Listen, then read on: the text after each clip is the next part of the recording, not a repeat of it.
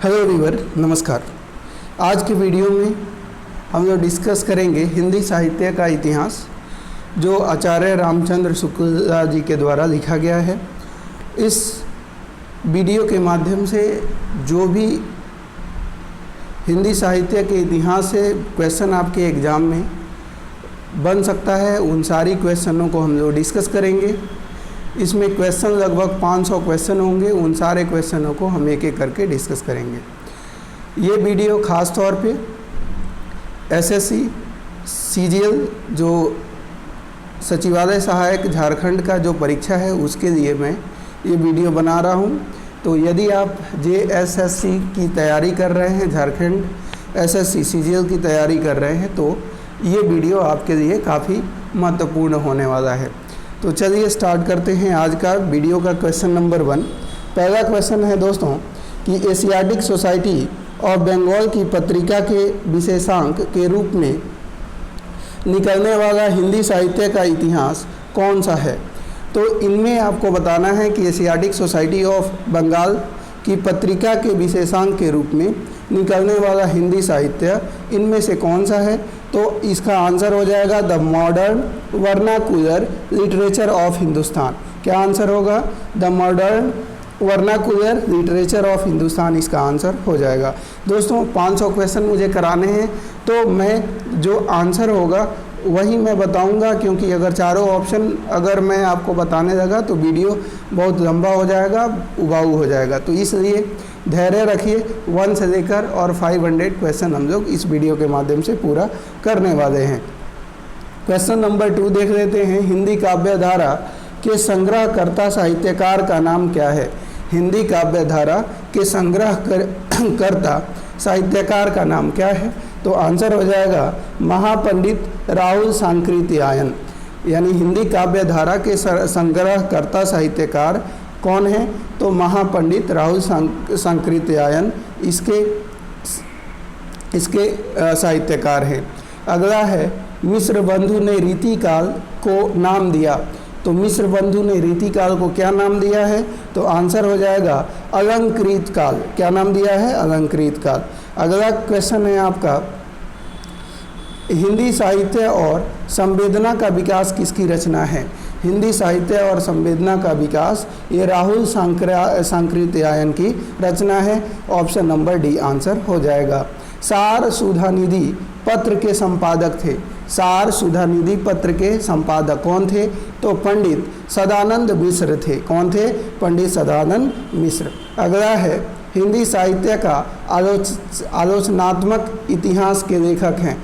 हिंदी साहित्य के आलोचनात्मक इतिहास के लेखक कौन है? तो आंसर हो जाएगा doctor Ram Kumar Verma. Option number ए अपना आंसर हो जाएगा।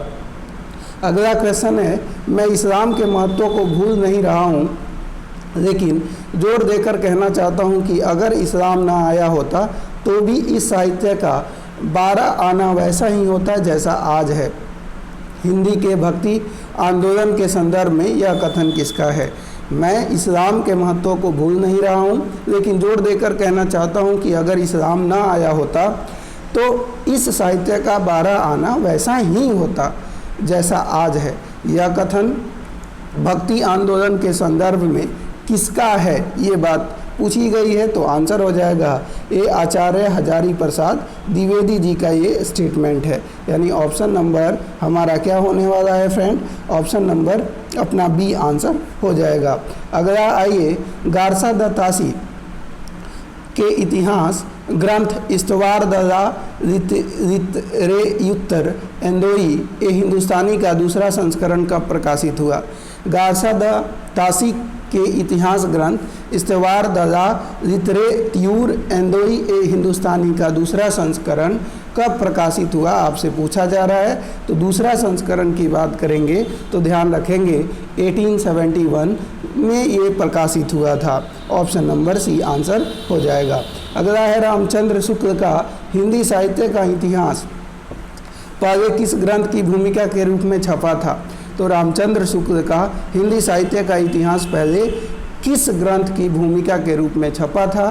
तो आंसर हो जाएगा हिंदी शब्द सागर के रूप में छपा था। ऑप्शन नंबर ए आंसर हो जाएगा। अगला आइए, रामचंद्र शुक्ल के अनुसार शिव सिंह सरोज में गिनाए गए ग्रंथ हैं। रामचंद्र शुक्ल जी के अनुसार शिव सिंह सरोज में गिनाए गए ग्रंथ इनमें से कौन से हैं? तो आंसर आपका हो जाएगा ऑप्शन नंबर पहला। देखिए, तो पहला है राम सतसई और दूसरा है कड़खा रामायण। तो आंसर इसका हो जाएगा 1 और 2 दोनों, यानी ऑप्शन नंबर ए अपना आंसर होने वाला है।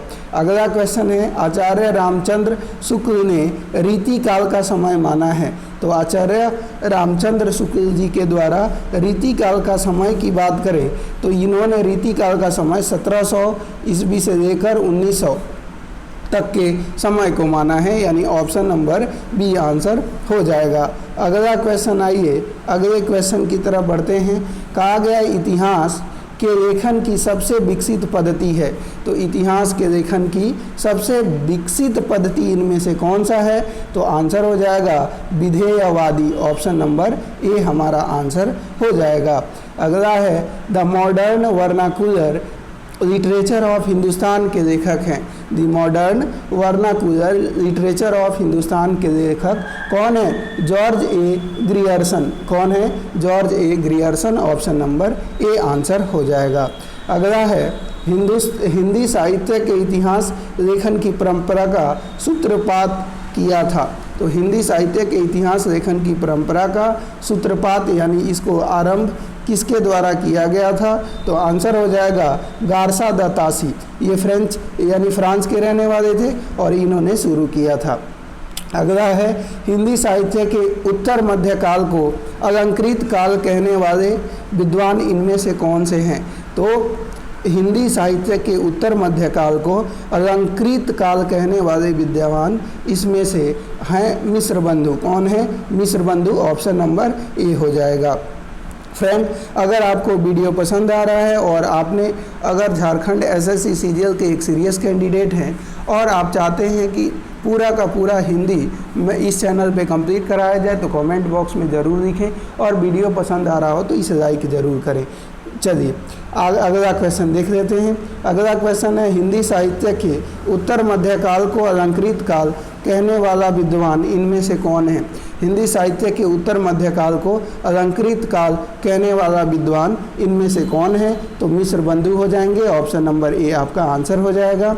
अगला है, हिंदी साहित्य का आरंभ 693 ईस्वी से मानने वाले इतिहासकार इनमें से कौन है? हिंदी साहित्य का आरंभ 693 ईस्वी से मानने वाले इतिहासकार इनमें से कौन है? तो आंसर हो जाएगा ये इनमें से राम कुमार वर्मा जी हैं, ऑप्शन नंबर सी आंसर होगा। अगला क्वेश्चन है, वर्ण क्रमानुसार लिखा गया हिंदी साहित्य के इतिहास का प्रथम ग्रंथ निम्नलिखित में से कौन सा है? वर्ण क्रमानुसार लिखा गया हिंदी साहित्य के इतिहास का प्रथम ग्रंथ इनमें से इस्तवार दला लिटरेट्यूर एंदोई हिंदुस्तानी है, यानी ऑप्शन नंबर बी है और ये फ्रेंच भाषा में लिखी गई है। ठीक है। अगला क्वेश्चन है, आचार्य रामचंद्र शुक्ल के अनुसार आदिकाल का समय माना जाता है। तो आचार्य रामचंद्र शुक्ल के अनुसार आदिकाल का जो समय है वो संवत 1050 से 1375 विक्रमी को माना जाता है, ऑप्शन नंबर सी आंसर हो जाएगा। अगला है, इस्तवार दला लिटरेट्यूर एंदोई हिंदुस्तानी नामक ग्रंथ किस भाषा में लिखी गई है? तो अभी हम लोगों ने चर्चा करी कि इस्तवार दला लिटरेट्यूर एंदोई हिंदुस्तानी नामक ग्रंथ जो है वो फ्रेंच भाषा में लिखी गई है, ऑप्शन नंबर डी आंसर हो जाएगा।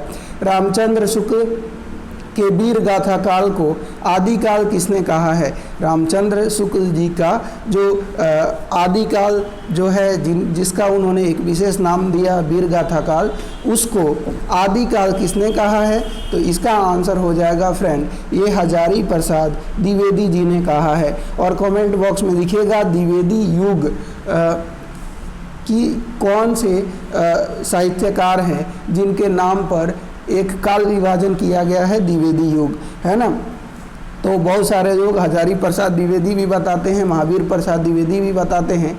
आपको क्या लगता है? आपको कमेंट बॉक्स में उनका नाम बताना है। कविता कौमुदी के संग्रहकर्ता हैं। तो कविता कौमुदी के संग्रहकर्ता की बात करी जाए तो इसके संग्रहकर्ता राम नरेश त्रिपाठी जी हैं। ऑप्शन नंबर डी अपना आंसर हो जाएगा। मिस्र बंधुओं में शामिल नहीं है, तो मिस्र बंधु किन्हें किन्हें कहा जाता है उसको आपको बताना है। तो मिस्र बंधुओं में शामिल हैं, जान लेते हैं कौन कौन से। गणेश बिहारी, श्याम बिहारी और सुखदेव बिहारी, लेकिन केशव बिहारी ये मिस्र बंधु नहीं हैं। ऑप्शन नंबर सी आंसर हो जाएगा। अगला है शिव सिंह सरोज का रचना काल है। शिव सिंह सरोज आपको पता है कि ये भी जो है हिंदी साहित्य का इतिहास ही है। तो इसका रचना काल कब है? तो आंसर हो जाएगा 1833 ईस्वी में, 1833 ईस्वी में जो है इसकी रचना करी गई है। अगला है अपभ्रंश को पुरानी हिंदी सर्वप्रथम किसने कहा है? अपभ्रंश को पुरानी हिंदी सर्वप्रथम चंद्रधर शर्मा गुलेरी जी ने कहा है। ऑप्शन नंबर बी आंसर हो जाएगा। अगला आइए, आचार्य रामचंद्र शुक्ल ने वीर गाथा काल की सीमा क्या मानी है? तो आचार्य रामचंद्र शुक्ल जी ने वीर गाथा काल की सीमा 1000 से 1350 ईस्वी को माना है। ऑप्शन नंबर सी आंसर हो जाएगा। हिंदी शब्द सागर संपादित ग्रंथ है। हिंदी शब्द सागर संपादित ग्रंथ इनमें से कौन सा है? तो आंसर हो जाएगा ये श्याम हिंदी शब्द सागर संपादित ग्रंथ है। तो इसका आंसर हो जाएगा दोस्तों श्याम सुंदर दास। श्याम सुंदर दास के द्वारा हिंदी शब्द सागर संपादित ग्रंथ है। अगला है हिंदी साहित्य की भूमिका पुस्तक के लेखक कौन है? तो हिंदी साहित्य की भूमिका पुस्तक के लेखक हमारे आचार्य हजारी प्रसाद द्विवेदी जी हैं। ऑप्शन नंबर डी हो जाएगा। इस्तवार द लिटरेट्यूर हिंदुस्तानी की रचना की थी, तो किसने की थी? तो ध्यान रखिएगा गारसा दत्तासी ने की थी। ऑप्शन नंबर सी इसका आंसर हो जाएगा। अगला है ग्रियर्सन कृत the modern vernacular literature of northern Hindustan का हिंदी अनुवाद किसने किया? तो ग्रियर्सन कृत the modern vernacular literature of northern Hindustan का हिंदी अनुवाद इनमें से पूछा जाए किसने किया? तो डॉक्टर किशोरी लाल गुप्त जी के द्वारा किया गया है। ऑप्शन नंबर ए आंसर हो जाएगा। आंग्ल भाषा में लिखा गया हिंदी साहित्य का इतिहास स्केच ऑफ हिंदी लिटरेचर के लेखक हैं। तो आंग्ल भाषा में लिखा गया हिंदी साहित्य का इतिहास स्केच ऑफ हिंदी लिटरेचर के लेखक आपसे पूछा जा रहा है, तो आंसर हो जाएगा पादरी एडविन ग्रिव्ज के द्वारा ये लिखा गया है। अगला है साहित्य जनता की चित्रवृत्ति का संचित प्रतिबिंब है, इस पंक्ति के लेखक कौन है? तो साहित्य जनता की चित्रवृत्ति का संचित प्रतिबिंब है, यह पंक्ति के सही लेखक कौन से हैं? तो आंसर हो जाएंगे आचार्य रामचंद्र शुक्ल जी हैं। अगला है हिंदी साहित्य के इतिहास को व्यवस्थित रूप देने का श्रेय किसको है? हिंदी साहित्य के इतिहास को व्यवस्थित रूप देने का श्रेय जो है फ्रेंड वो है आचार्य रामचंद्र शुक्ल को, यानी ऑप्शन नंबर बी इसका आंसर हो जाएगा। हिंदी कोविद रत्नमाला के लेखक हैं। हिंदी कोविद रत्नमाला के लेखक कौन है? तो श्याम सुंदर दास जी हैं। कौन है? Shyam Sundar Das ji. Option number B. Hindi Shabdanushasan के लेखक हैं। हिंदी शब्दानुशासन के लेखक कौन है? तो ये किशोरी दास वाजपेयी जी हैं।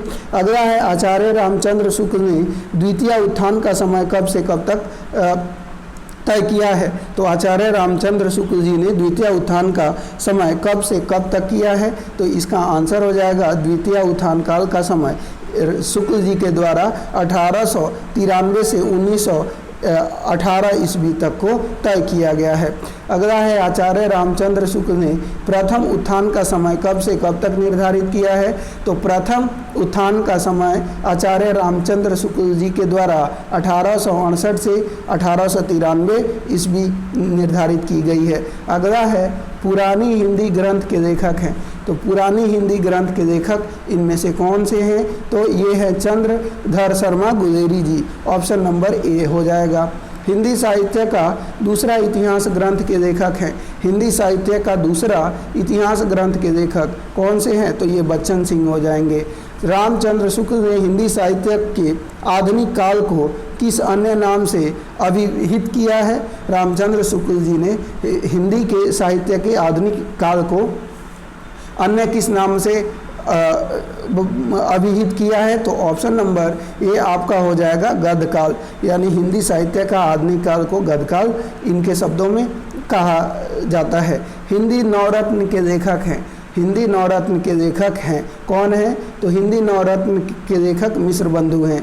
साहित्य का इतिहास दर्शन किसका ग्रंथ है? साहित्य का इतिहास दर्शन किसका ग्रंथ है? तो साहित्य का इतिहास दर्शन जो ग्रंथ है फ्रेंड, ये हो जाएगा नवीन विलोचन शर्मा जी का, ऑप्शन नंबर बी। रीतिकाल का समय था, रीतिकाल का समय था, तो रीतिकाल का समय 1700 से 1900 के बीच के समय को रीतिकाल का समय आचार्य रामचंद्र शुक्ल जी के द्वारा माना गया है। आदिकाल को बिजवप्पन काल नाम किसने दिया है? तो आदिकाल को बिजवप्पन काल की बात करें तो ये नाम जो है आचार्य महावीर प्रसाद द्विवेदी जी के द्वारा दिया गया है। किसके द्वारा? आचार्य महावीर प्रसाद द्विवेदी जी के द्वारा दिया गया है। अगला है पुरानी हिंदी नामकरण किसने किया है? पुरानी हिंदी नामकरण जो किया है वो चंद्रधर शर्मा गुलेरी जी के द्वारा किया गया है। आचार्य शुक्ल के अनुसार हिंदी साहित्य का आविर्भाव कब से माना जाता है? तो आचार्य रामचंद्र शुक्ल के अनुसार हिंदी साहित्य का आविर्भाव की बात करें तो ये माना जाता है प्राकृत की अंतिम अपभ्रंश अवस्था से, ऑप्शन नंबर सी आंसर हो जाएगा। साहित्य जन समूह के हृदय का विकास है, यह परिभाषा किसकी है? साहित्य जन समूह के हृदय का विकास है। यह परिभाषा की बात करें तो यह परिभाषा बालकृष्ण भट्ट जी का है, ऑप्शन नंबर बी। चर्या पद के रचयिता हैं, चर्या पद के रचयिता की बात करें तो सबरप्पा हैं, ऑप्शन नंबर बी आंसर हो जाएगा। जयचंद प्रकाश के रचनाकार हैं, तो जयचंद प्रकाश के रचनाकार की अगर हम बात कर रहे हैं तो ध्यान रखिएगा ये भट्ट केदार हैं। कौन है? भट्ट केदार। अगला आइए, सिद्धों और योगियों की रचनाओं के संदर्भ में यह कथन किसका है?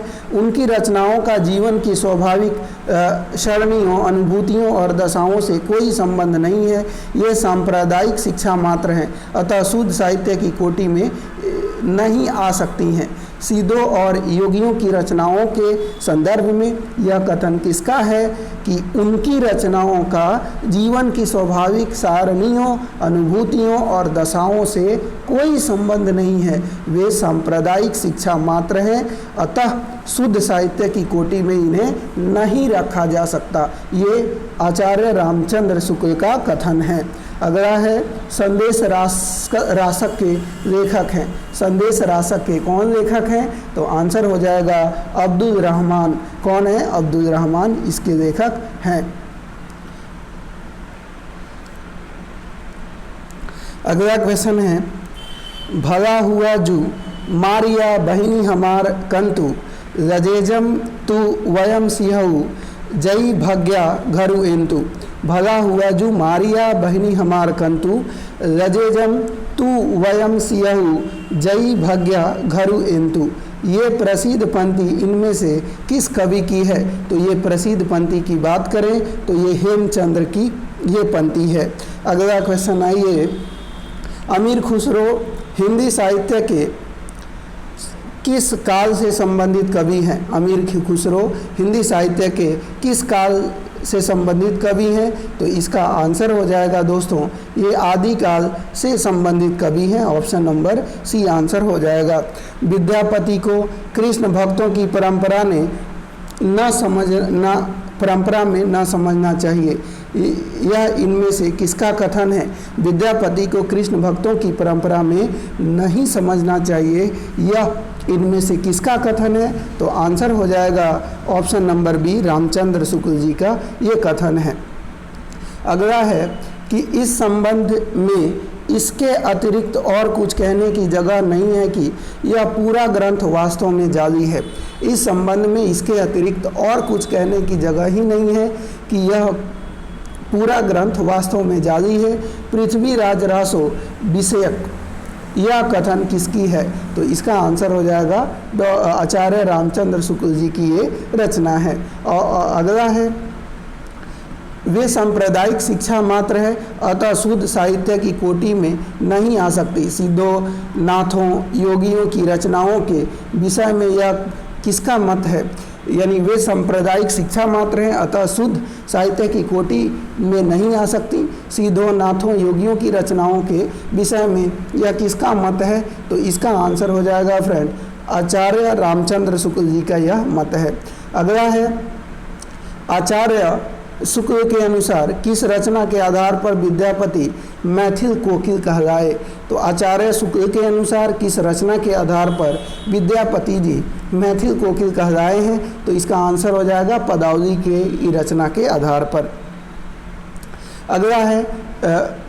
अगला क्वेश्चन है कि कुवलय माला कथा के लेखक हैं। कुवलय माला कथा के लेखक इनमें से कौन है? तो आंसर हो जाएगा उद्योतन सूरी इसके लेखक हैं, यानी ऑप्शन नंबर बी इसका आंसर हो जाएगा। जे हाल मिसकी मकनू तगाफुल दुराए नैना बनाए बतियाँ, इस प्रसिद्ध पंक्ति के रचनाकार हैं। जे हाल मिसकी मकून तगाफुल दुराए नैना बनाए बतियाँ, इस प्रसिद्ध पंक्ति के रचनाकार हैं। तो इसके रचनाकार कौन है? अमीर खुसरो, यानी ऑप्शन नंबर ए आदिकाल के कवि हैं। अगला है निम्नलिखित में से कौन चंदन बालरास के रचयिता हैं? निम्नलिखित में से कौन चंदन बालरास के रचयिता हैं? तो इसका आंसर हो जाएगा आसगु जो है वो चंदन बालरास के रचयिता हैं। अगला है विद्यापति ने अपना कौन सा ग्रंथ मैथिली भाषा में लिखा है? तो विद्यापति ने अपना कौन सा ग्रंथ मैथिली भाषा में लिखा है? तो पदावली ग्रंथ जो है इन्होंने मैथिली भाषा में लिखा है। शुक्ल जी के अनुसार हमीर रासों के रचनाकार कौन हैं? तो शुक्ल जी के अनुसार हमीर रासों के रचनाकार वो साडंगधर हैं। कौन है? साडंगधर हैं, ऑप्शन नंबर डी आंसर हो जाएगा। कीर्तिदाता की भाषा क्या है? तो कीर्तिदाता की भाषा की बात करें तो ये मिश्रित अपभ्रंश है। कीर्तिदाता की भाषा मिश्रित अपभ्रंश है। अगला है नाथ संप्रदाय के प्रवर्तक कौन थे? तो नाथ संप्रदाय के प्रवर्तक गोरखनाथ थे, ऑप्शन नंबर ए आंसर हो जाएगा। महापुराण के रचनाकार कौन है? महापुराण के रचनाकार पुष्य दंत हैं। कौन है? महापुराण के रचनाकार पुष्य दंत है। आलवर संतों की संख्या कितनी मानी गई है? तो आलवर संतों की संख्या कुल 12 मानी गई है, ऑप्शन नंबर बी आंसर हो जाएगा। अगला है आल्हा उदल नामक वीर सरदारों की वीरता की लड़ाइयों का वर्णन निम्नलिखित में से किस ग्रंथ में मिलता है? तो आल्हा उदल नामक वीर सरदारों की वीरता पूर्ण लड़ाइयों का वर्णन किस में मिलता है? तो आंसर हो जाएगा परमाल रासों में मिलता है। हिंदी का प्रथम महाकाव्य किसे माना गया है? तो हिंदी का प्रथम महाकाव्य पृथ्वीराज रासो जी को माना गया है। पृथ्वीराज रासो को हिंदी का प्रथम महाकाव्य ग्रंथ माना गया है।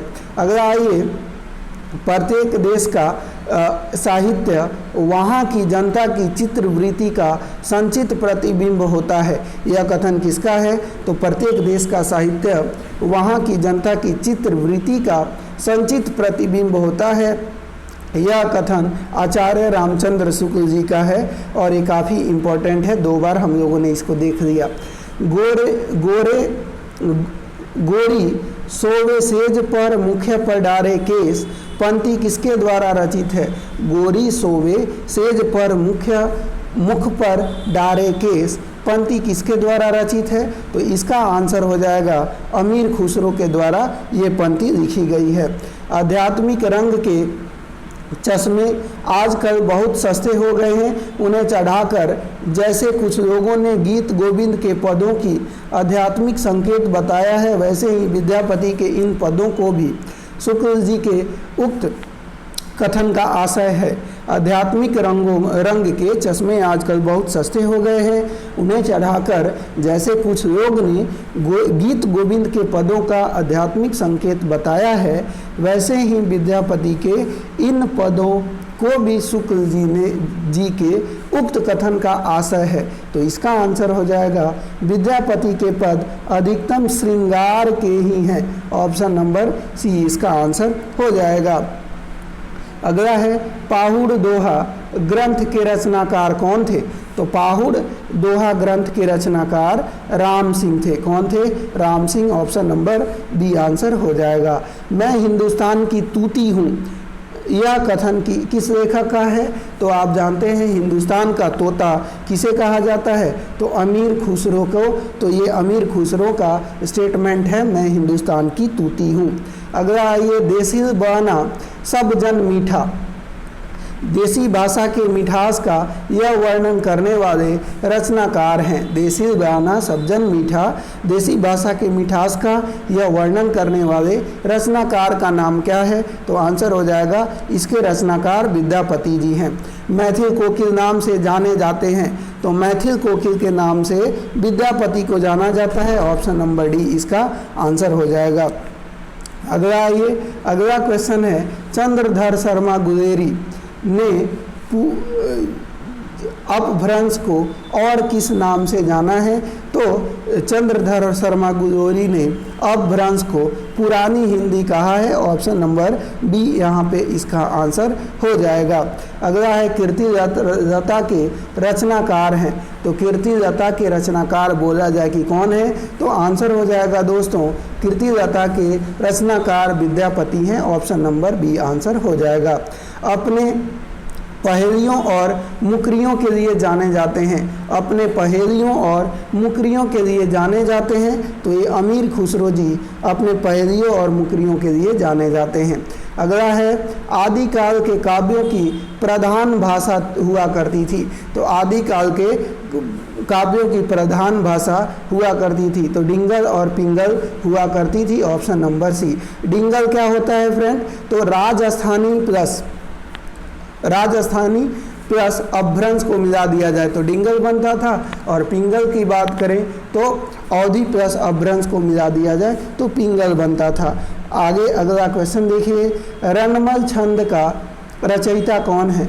तो रनमल छंद की रचयिता की बात कही जा रही है, तो इसके रचयिता श्रीधर हैं। ऑप्शन नंबर डी इसका आंसर हो जाएगा।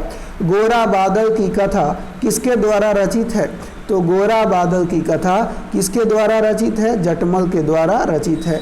नाथों की संख्या कुल कितनी मानी गई है? तो नाथों की संख्या कुल 9 मानी जाती है। ऑप्शन नंबर ए आंसर हो जाएगा। खुमान रासो का रचयिता कौन है?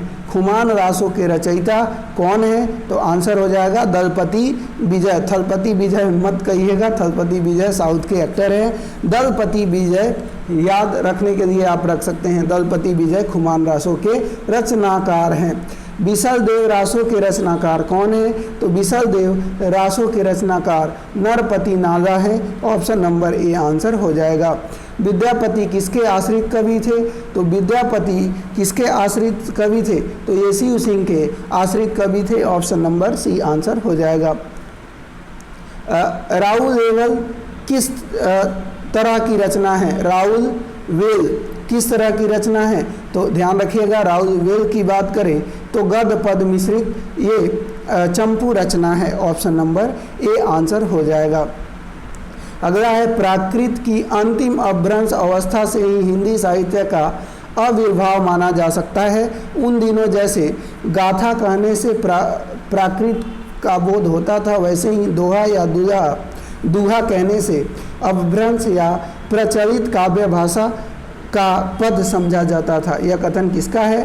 प्राकृत की अंतिम अपभ्रंश अवस्था से ही हिंदी साहित्य का आविर्भाव माना जा सकता है। उन दिनों जैसे गाथा कहने से प्राकृत की का बोध होता था, वैसे ही दोहा या दुहा कहने से अपभ्रंश या प्रचलित काव्य भाषा का पद समझा जाता था। कथन किसका है? तो इसका आंसर हो जाएगा रामचंद्र शुक्ल जी का ये स्टेटमेंट है। अगला आ जाइए, अगला है कि यहाँ पे ये थोड़ा सा ये कट गया है फ्रेंड, लेकिन छायावाद के हिंदी का प्रथम कवि किसने माना है? तो ध्यान रखिएगा फ्रेंड, यहाँ पे बोला जा रहा है कि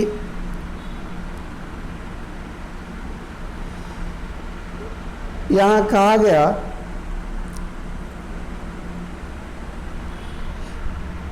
वीर गाथा हिंदी का प्रथम महाकवि किसने माना?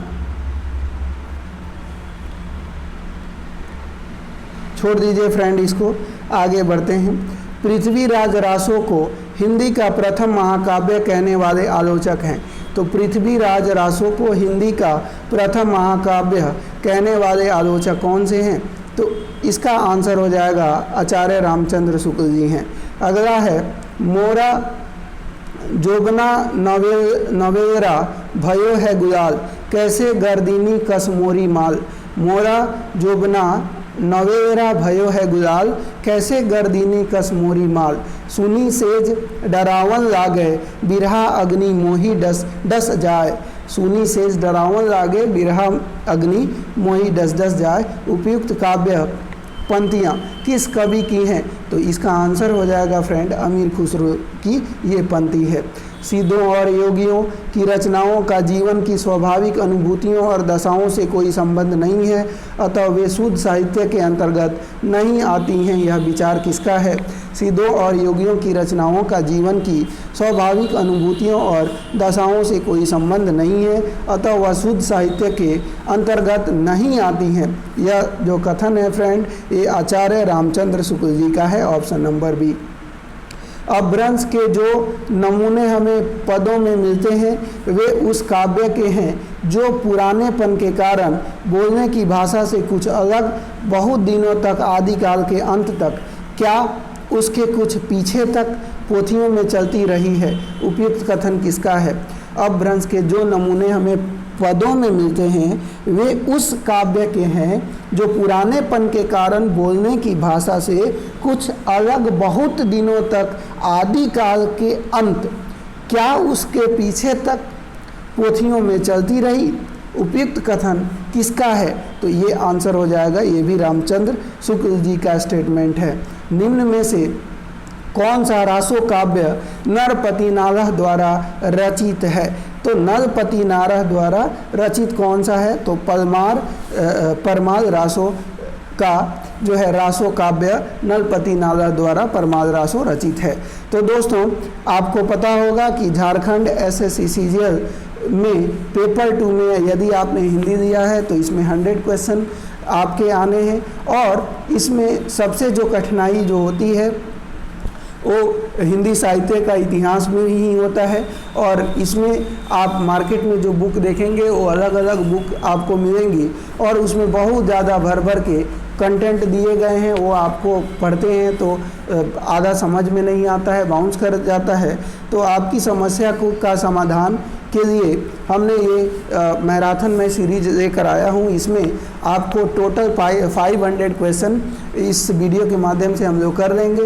यदि आप इसको इत्मीनान से, पेशेंस के साथ देख लेते हैं तो यकीन मानिए कि सबसे कठिन जो हिंदी के चैप्टरों में से एक चैप्टर जो हिंदी साहित्य का इतिहास है, इसमें से एक भी क्वेश्चन आपका छूटने वाला नहीं है और ये एग्ज़ाम के लिहाज से काफ़ी महत्वपूर्ण है फ्रेंड। तो चलिए अगले क्वेश्चन को देख लेते हैं। निम्न में से कौन सा रासो काव्य नरपति नारद द्वारा रचित है? तो नरपति नारद द्वारा रचित कौन सा काव्य है? तो अभी हमने बताया था कि ये नरपति नारद द्वारा रचित काव्य है बिसल देव रासो। ऑप्शन नंबर ए इसका आंसर हो जाएगा। अगला आइए, सहजयान के प्रवर्तक हैं। सहजयान के प्रवर्तक कौन है? तो सरहप्पा हैं। ऑप्शन नंबर ए आंसर हो जाएगा। संदेश रासक के रचयिता हैं। तो संदेश रासक के रचयिता कौन है? अब्दुल रहमान हैं। ऑप्शन नंबर बी इसका आंसर हो जाएगा। बौद्ध गान ओ दोहा का संपादन किसने किया है? तो बौद्ध गान ओ दोहा का संपादन जो किया गया है हरि प्रसाद शास्त्री के द्वारा किया गया है। ऑप्शन नंबर डी आंसर हो जाएगा। आल्हखंड का दूसरा नाम है। तो आल्हखंड का दूसरा नाम परमाल रासो है। ऑप्शन नंबर ए आंसर हो जाएगा। अगला देख लीजिए, कहा गया जय मयंक जस चंद्रिका के रचयिता का नाम है। जय मयंक जस चंद्रिका के रचयिता का नाम मधुकर कवि है। ऑप्शन नंबर डी इसका आंसर हो जाएगा। भविष्यत कहा के रचनाकार हैं। तो भविष्यत कहा के रचनाकार धनपाल जी हैं। कौन है? धनपाल। ऑप्शन नंबर सी इसका आंसर हो जाएगा। सरहप्पा का संबंध निम्न में से किससे है? तो सरापा का संबंध सिद्ध साहित्य से है। ऑप्शन नंबर ए इसका आंसर होने वाला है। अगला देख लेते हैं, उपदेश रसायन के रचयिता कौन है? उपदेश रसायन के रचयिता इनमें से कौन से हैं? तो उपदेश रसायन के रचयिता जमदत्त सूरी हैं। ऑप्शन नंबर ए अपना आंसर हो जाएगा, ऑप्शन नंबर ए। अगला आइए, निम्न में से किस कवि को अपभ्रंश का वाल्मीकि कहा जाता है? तो किस कवि को अपभ्रंश का वाल्मीकि कहा जाता है? तो स्वयंभू कवि को अपभ्रंश का वाल्मीकि कहा जाता है। किस कवि को अभिनव जयदेव नाम से जाना जाता है? किस कवि को अभिनव जयदेव के नाम से जाना जाता है? तो विद्यापति जी को अभिनव जयदेव के नाम से भी जाना जाता है। अगला है, पुरुष परीक्षा किस कवि की रचना है? तो पुरुष परीक्षा विद्यापति जी की रचना है। किसकी रचना है? विद्यापति जी की रचना है। कीर्तिदाता किस भाषा की रचना है? तो कीर्तिदाता अवहट भाषा की रचना है। किस भाषा की रचना है? अवहट भाषा की रचना है। कमेंट में लिखिएगा फ्रेंड, कीर्तिदाता जो है किसके द्वारा लिखा गया है। देखते हैं कि कितने लोगों को पता है। अगला है कि 12 बरस लौ कुकुर जीर्व अरु 13 लौ जीहे सयार, बरस 18 क्षत्रिय जीवे आगे जीवन को धिक्कार। 12 बरस लौ कुकुर जीर्व अरु 13 लौ जिये सयार, बरस 18 क्षत्रिय जीवे आगे जीवन को धिक्कार। यह पंक्ति किस रासो काव्य से ली गई है? तो आंसर हो जाएगा ये परमाल रासों से ली गई है। अगला है, आदिकालीन साहित्य में वीर रस की रचनाओं में किस भाषा का प्रयोग मिलता है? तो आदिकालीन साहित्य में वीर रस की रचनाओं में किस भाषा का प्रयोग किया गया है? तो आंसर हो जाएगा डिंगल भाषा। अगला है, शब्दानुशासन के लेखक हैं। शब्दानुशासन के लेखक हैं, आंसर हो जाएगा बी हेमचंद्र। खालिक बारी किसकी रचना है? खालिक बारी अमीर खुसरो की रचना है, ऑप्शन नंबर सी आंसर हो जाएगा। अपभ्रंश को पुरानी हिंदी किसने कहा है? तो अपभ्रंश को पुरानी हिंदी चंद्रधर शर्मा गुलेरी जी ने कहा है। किसने कहा है फ्रेंड? चंद्रधर शर्मा गुलेरी जी के का ये स्टेटमेंट है। अगला क्वेश्चन देख लेते हैं। अगला है, परमात्म प्रकाश के रचनाकार हैं। तो परमात्म प्रकाश के रचनाकार हैं योगींद्र या जोइंदू। योगींद्र या जोइंदू परमात्म प्रकाश के रचनाकार हैं। और अगला क्वेश्चन देख लेते हैं, किस विद्वान ने हिंदी साहित्य के प्रारंभिक काल को वीर गाथा काल का नाम दिया है? तो आचार्य रामचंद्र शुक्ल जी ने आदि काल को वीर गाथा काल का नाम दिया है। पृथ्वीराज रासो किस कवि की रचना है? तो पृथ्वीराज रासो जो है वो चंद बरदाई की रचना है। किसकी रचना है? चंद बरदाई की। आला और उदल नामक दो वीर सरदारों की वीरता की लड़ाइयों का वर्णन मिलता है। आला और उदल नामक दो वीर सरदारों की वीरतापूर्ण लड़ाइयों का वर्णन कहाँ पे मिलता है? तो आंसर हो जाएगा परमाल रासों में मिलता है, ऑप्शन नंबर ए आपका आंसर हो जाएगा। अगला है, निम्नलिखित पंक्तियाँ किस कवि की हैं? तो निम्नलिखित पंक्तियाँ खने खन नयन कोन अनुसरई, खने खन वसन धूलि तन भरई। खने खन नयन कोन अनुसरई, खने खन वसन धूल तनि भरई। यह पंक्तियाँ किस कवि की रचना है? तो आंसर हो जाएगा ये विद्यापति जी का रचना है। भविष्यत कहा किसकी रचना है? भविष्यत कहा किसकी रचना है? तो ये धनपाल की रचना है। प्राकृत पेंडुलम के रचयिता हैं। प्राकृत पेंडुलम के रचयिता हैं तो ये हैं वंशीधर। अगला है, उपदेशर सायन रास। उपदेशर सायन रास के रचनाकार हैं तो आंसर हो जाएगा ये रचनाकार जिनदत्त सूरी हैं। कौन है? जिनदत्त सूरी। एक थाल मोती से भरा, सबके सिर पर औंधा धरा, चारों ओर वह थाली फिरे, मोती उससे एक न गिरे। ये पंक्तियाँ किसकी हैं? एक थाल मोती से भरा, सबके सिर पर औंधा धरा, चारों ओर वह थाल फिरे, मोती उससे एक न गिरे। ये पंक्तियाँ फ्रेंड हमने क्लास 10th स्टैंडर्ड जब हम लोग कर रहे थे तो हिंदी में ये जो है दी गई थी, ये काफ़ी फेमस थी। तो ये पंक्तियाँ किसकी रचना है? तो ये अमीर खुसरो की रचना है। सिद्ध साहित्य में सीधों की संख्या कितनी मानी गई है? तो सिद्ध साहित्यों में सीधों की संख्या जो है 84 मानी गई है। धर्म का प्रवाह कर्म, ज्ञान और भक्ति, इन तीनों धाराओं में चलता रहता है। यह इनमें से किसका कथन है? तो धर्म, प्रवाह, कर्म, ज्ञान और भक्ति, इन तीनों धाराओं में चलता है। यह किसका कथन है? तो आंसर हो जाएगा फ्रेंड कि यह जो है ये रामचंद्र शुक्ल जी का स्टेटमेंट है। ऑप्शन नंबर ए आंसर हो जाएगा। रुद्र संप्रदाय की स्थापना किसने की है? तो रुद्र संप्रदाय की स्थापना विष्णु स्वामी जी के द्वारा की गई है। अगला आइए, रामानुजाचार्य ने किस दर्शन का प्रतिपादन किया? तो रामानुजाचार्य जी ने विशिष्टाद्वैतवाद का प्रतिपादन किया। ऑप्शन नंबर सी आंसर हो जाएगा। निम्बकाचार्य का संबंध किस दर्शन से है? निम्बकाचार्य का संबंध किस दर्शन से है? तो द्वैताद्वैत से है। ऑप्शन नंबर सी आंसर हो जाएगा। आकाश शर्मा गुरु कहा जाता है। आकाश धर्मा, माफ़ कीजिएगा फ्रेंड, आकाश धर्मा गुरु कहा जाता है। तो आकाश धर्मा गुरु किसको कहा जाता है? तो रामानंद को कहा जाता है। आकाश धर्मा गुरु रामानंद को कहा जाता है। अगला है, रहीम किसके दरबारी कवि थे? तो रहीम किसके दरबारी कवि थे? तो अकबर के दरबारी कवि थे। मद नाष्टक के रचयिता का नाम क्या है? मदनाष्टक के रचयिता का नाम क्या है? तो इसका आंसर हो जाएगा रहीम। अगला है, खेट कौतुकम किसकी रचना है? तो खेत कौतुकम किसकी रचना है? तो आंसर हो जाएगा रहीम की रचना है। भक्ति आंदोलन को ईसाइयत की देन कहने वाले इतिहासकार हैं। भक्ति आंदोलन को ईसाइयत की देन कहने वाले इतिहासकार जॉर्ज ग्रियर्सन हैं। कौन है? George Grierson. हिंदी साहित्य के किस युग को स्वर्ण युग कहा जाता है? तो हिंदी साहित्य के किस युग को स्वर्ण युग कहा जाता है फ्रेंड? तो भक्ति काल को स्वर्ण युग कहा जाता है। अपने पौरुष से हताश जाति के लिए भगवान की शक्ति और करुणा की ओर ध्यान ले जाने के अतिरिक्त दूसरा मार्ग ही क्या था?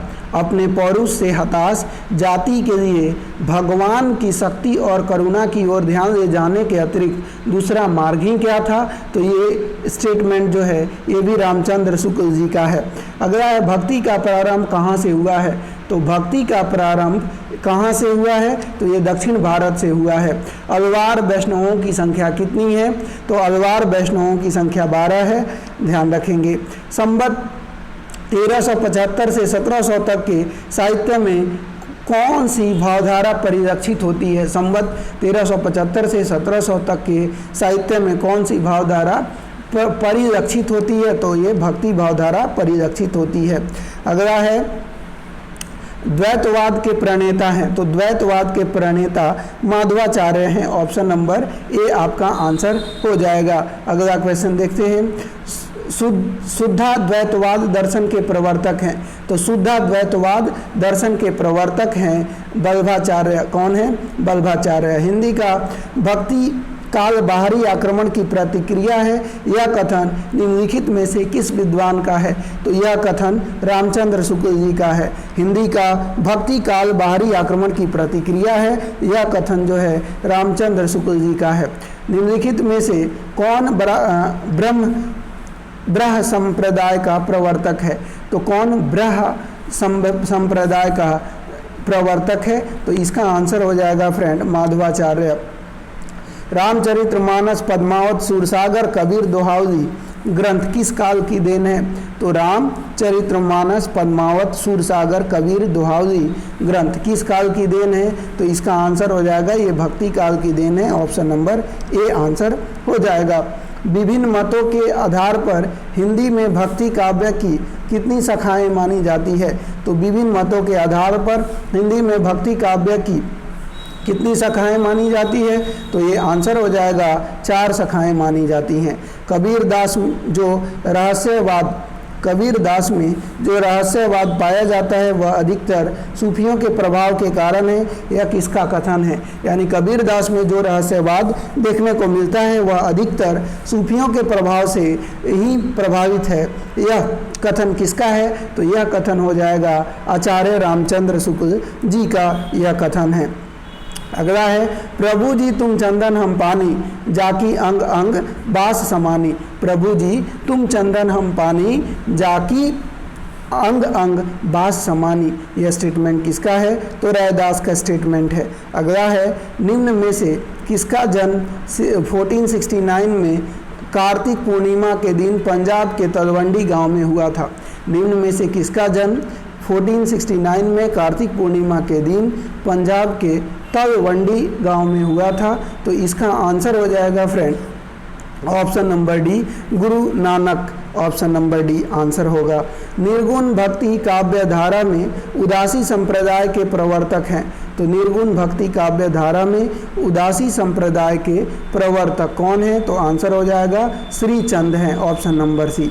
संत काव्य परंपरा का कौन सा कवि अपनी विद्वता सर्वाधिक शिक्षित होने के कारण प्रसिद्ध है? संत काव्य परंपरा का कौन सा कवि अपनी विद्वता के कारण प्रसिद्ध है? तो अपनी विद्वता के कारण प्रसिद्ध है। कौन प्रसिद्ध है? Sundardas. Option number C answer हो जाएंगे। अगला है, कबीरदास की भाषा कैसी थी? तो कबीरदास की भाषा कैसी थी? तो आंसर हो जाएगा सदुकड़ी भाषा थी। ऑप्शन नंबर ए आंसर हो जाएगा। पाहन पूजे हरि मिले तो मैं पूजूं पहाड़, यह उक्ति किसकी है? पाहन पूजे तो हरि मिले तो मैं पूजूं पहाड़, यह स्टेटमेंट किसका है? तो आंसर हो जाएगा कबीर का है। ऑप्शन नंबर डी आंसर हो जाएंगे। अगला है, निम्नलिखित में से कौन निर्गुण भक्ति धारा का कवि नहीं था? तो निर्गुण भक्ति धारा का इनमें से कौन कवि नहीं था? तो आंसर आ जाएगा मीरा निर्गुण भक्ति धारा की कवि नहीं है। निम्न में से कौन सिख संप्रदाय के प्रवर्तक हैं? तो सिख संप्रदाय के प्रवर्तक गुरु नानक देव जी हैं। सिख संप्रदाय के प्रवर्तक कौन है? गुरु नानक देव जी। ढाई आखर प्रेम का पढ़े सो पंडित होए, यह पंक्ति किस कवि की है? ढाई आखर प्रेम का पढ़े से पंडित हो, यह पंक्ति जो है कबीर दास की है। अगला है, गुरु नानक का जन्म कहाँ हुआ था? तो गुरु नानक का जन्म तलवंडी में हुआ था। कहाँ पे? तलवंडी में। अजगर करे न चाकरी, पंछी करे न काम, यह पंक्ति किस कवि का है? अजगर करे न चाकरी, पंछी करे न काम, यह पंक्ति किस कवि का है? तो आंसर हो जाएगा मलुकदास। ऑप्शन नंबर ए। अगला है फ्रेंड कि निरंजनी संप्रदाय के प्रवर्तक कवि कौन है? तो निरंजनी संप्रदाय के प्रवर्तक कवि हरिदास हैं। ऑप्शन नंबर बी इसका आंसर हो जाएगा। भाषा पर कवि का जबरदस्त अधिकार था, वे वाणी के डिक्टेटर थे। उक्त कथन किस आलोचक का है? भाषा पर कबीर का जबरदस्त अधिकार था, वे वाणी के डिक्टेटर थे। उक्त कथन किस आलोचक का है? तो इसका आंसर हो जाएगा हजारी प्रसाद द्विवेदी जी का। रैदास के पद किस धार्मिक ग्रंथ में संकलित हैं? तो रैदास के पद किस धार्मिक ग्रंथ में संकलित हैं? तो आदि गुरु ग्रंथ साहिब में ये संकलित हैं।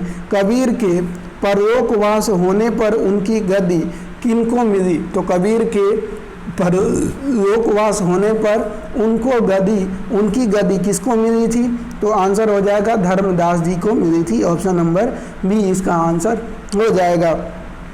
संत रज्जब द्वारा दादू दयाल की समग्र रचनाओं का संकलन किस नाम से जाना गया है? संत रज्जब द्वारा दादू दयाल की समग्र रचनाओं का संकलन किस नाम से जाना गया है? तो इसका आंसर हो जाएगा अंग बंधु के नाम से जाना गया है। पंडित रामचंद्र शुक्ल के अनुसार कबीर दास का जन्म कब माना जाता है? तो पंडित रामचंद्र शुक्ल के अनुसार कबीर दास का जन्म विक्रम संवत 1456 में माना जाता है। ऑप्शन नंबर बी इसका आंसर हो जाएगा। कबीर दास की वाणी का संग्रह किसने किया था? तो कबीर दास की वाणी का संग्रह किसने किया था? तो आंसर हो जाएगा धर्मदास ने। ज्ञान श्रयी शाखा से संबंधित है, तो ज्ञान संग्रही शाखा से संबंधित कौन है? तो ये कबीरदास जी हैं। ऑप्शन नंबर डी अपना आंसर हो जाएगा। मोको कहाँ ढूंढे बंदे मैं तो तेरे पास में, मोको कहाँ ढूंढे बंदे मैं तो तेरे पास में पंक्ति किसकी है? तो यह पंक्ति हो जाएगी कबीरदास की। महाराष्ट्र के भक्तों में किनका नाम सबसे पहले आता है? तो महाराष्ट्र के भक्तों में जो है नामदेव का नाम सबसे पहले आता है। मन मेरा सुई तन मेरा धागा काव्य पंक्ति किस संत की है? मन मेरा सुई तन मेरा धागा काव्य पंक्ति किस संत कवि की है? तो आंसर हो जाएगा नामदेव की। गहना एक कनक ते गहनाता में भाव न दूजा, कहन सुनन को दुई करी थापे यक निमाज एक पूजा। गहना एक कनक ते गहनाता में भाव न दूजा, कहन सुनन को दुई करी थापे यक निमाज एक पूजा। यह पंक्ति की बात करें तो यह पंक्ति किसकी है? तो आंसर हो जाएगा कबीर की है। किसकी है? कबीर की। अगला आइए, अगला है रामचंद्र शुक्ल के अनुसार आदि गुरु ग्रंथ साहब में रैदास के कितने पद संग्रहित हैं? तो ये रैदास के 40 पद संग्रहित हैं। अगला है तात्विक दृष्टि से न तो हम इन्हें कबीर को यानी तात्विक दृष्टि से न तो हम इन्हें यानी कबीर को पूरे अद्वैतवादी कह सकते हैं और न एकेश्वरवादी कह सकते हैं। कबीर से संबंधित यह विचार किसका है? तो यह विचार जो है ये रामचंद्र शुक्ल जी का है। अगला आइए, माई न होती बाप न होते कर्म न होता काया, हम नहीं होते तुम नहीं होते कौन काहे ते आया। चांद न होता सूर न होता पानी पवन मिलाया, शास्त्र न होता वेद न होता कर्म कहाँ ते आया। माई न होती बाप न होते कर्म न होता काया, हम नहीं होते तुम नहीं होते कौन कहाँ ते आया। चंद न होता सूर न होता पानी पवन मिलाया, शास्त्र न होता वेद न होता कर्म कहाँ ते आया। यह काव्य पंक्तियाँ किस कवि की हैं? तो यह काव्य पंक्तियाँ नाम की है, नामदेव की है। किसकी है? नामदेव की। अगर आइए, कबीर के गुरु का नाम क्या है? तो कबीर के गुरु का नाम आप जानते हैं कि कबीर के गुरु का नाम रामानंद है। क्या नाम है? रामानंद है, यानी ऑप्शन नंबर डी आंसर हो जाएगा। विशाल भारत पत्र कहाँ से प्रकाशित हुआ था? तो विशाल भारत पत्र कलकत्ता से प्रकाशित हुआ था। ऑप्शन नंबर सी। रैदास किसके गुरु थे? तो रैदास किसके गुरु थे? तो ये मीराबाई के गुरु थे। अंगवधु डैश की रचना है? तो अंगवधु दादू दयाल की रचना है। अगला है सिकंदर लोदी ने किसके कहने पर कबीर दास को जंजीर से बांधकर गंगा में डुबोया था? तो सिकंदर लोदी ने किसके कहने पर कबीर दास को जंजीर से बांधकर और गंगा नदी में डुबोया था? तो ये सेखतकी के कहने पर। किसके कहने पर? सेखतकी के कहने पर। अगला है भाषा बहुत परिष्कृत और परिमार्जित न होने पर भी कबीर की उक्तियों में कहीं कहीं विलक्षण प्रभाव और चमत्कार है। प्रतिभा उनमें प्रखर थी, इसमें कोई संदेह नहीं। पंक्ति के लेखक हैं तो आंसर हो जाएंगे आचार्य रामचंद्र शुक्ल जी इस पंक्ति के लेखक हैं। कबीर किस शासक के समकालीन थे? कबीर किस शासक के समकालीन थे? तो आंसर हो जाएंगे ये सिकंदर लोदी के समकालीन थे। मसी कागज छुओ नहीं कलम गहो नहीं हाथ किसके विषय में कहा गया है? मसी कागज छुओ नहीं कलम गयो नहीं हाथ किसके विषय में कहा गया है?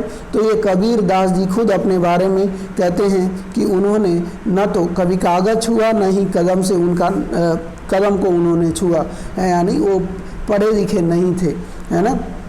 तो कबीर दास जी ने खुद ये बात कही है। अगला है अजगर करे न चाकरी पक्षी करे न काम यह किसने कहा है? तो अजगर करे न चाकरी, पक्षी करे न काम, यह जो है मलुकदास का स्टेटमेंट है। अगला देखिए, कबीर की वाणी का संग्रह बीजक कहलाता है, इसके कितने भाग हैं? कबीर की वाणी का संग्रह बीजक कहलाता है, इसके कितने भाग हैं? तो इसके ध्यान रखिएगा 3 भाग हैं। अगला है सबंगी चरना किसकी है? सबंगी चरना किसकी है? सबंगी चरना किसकी है? तो आंसर हो जाएगा रज्जब की है। मुसलमान अनुयायी कबीरदास को किनका शिष्य मानते हैं? मुसलमान अनुयायी कबीरदास को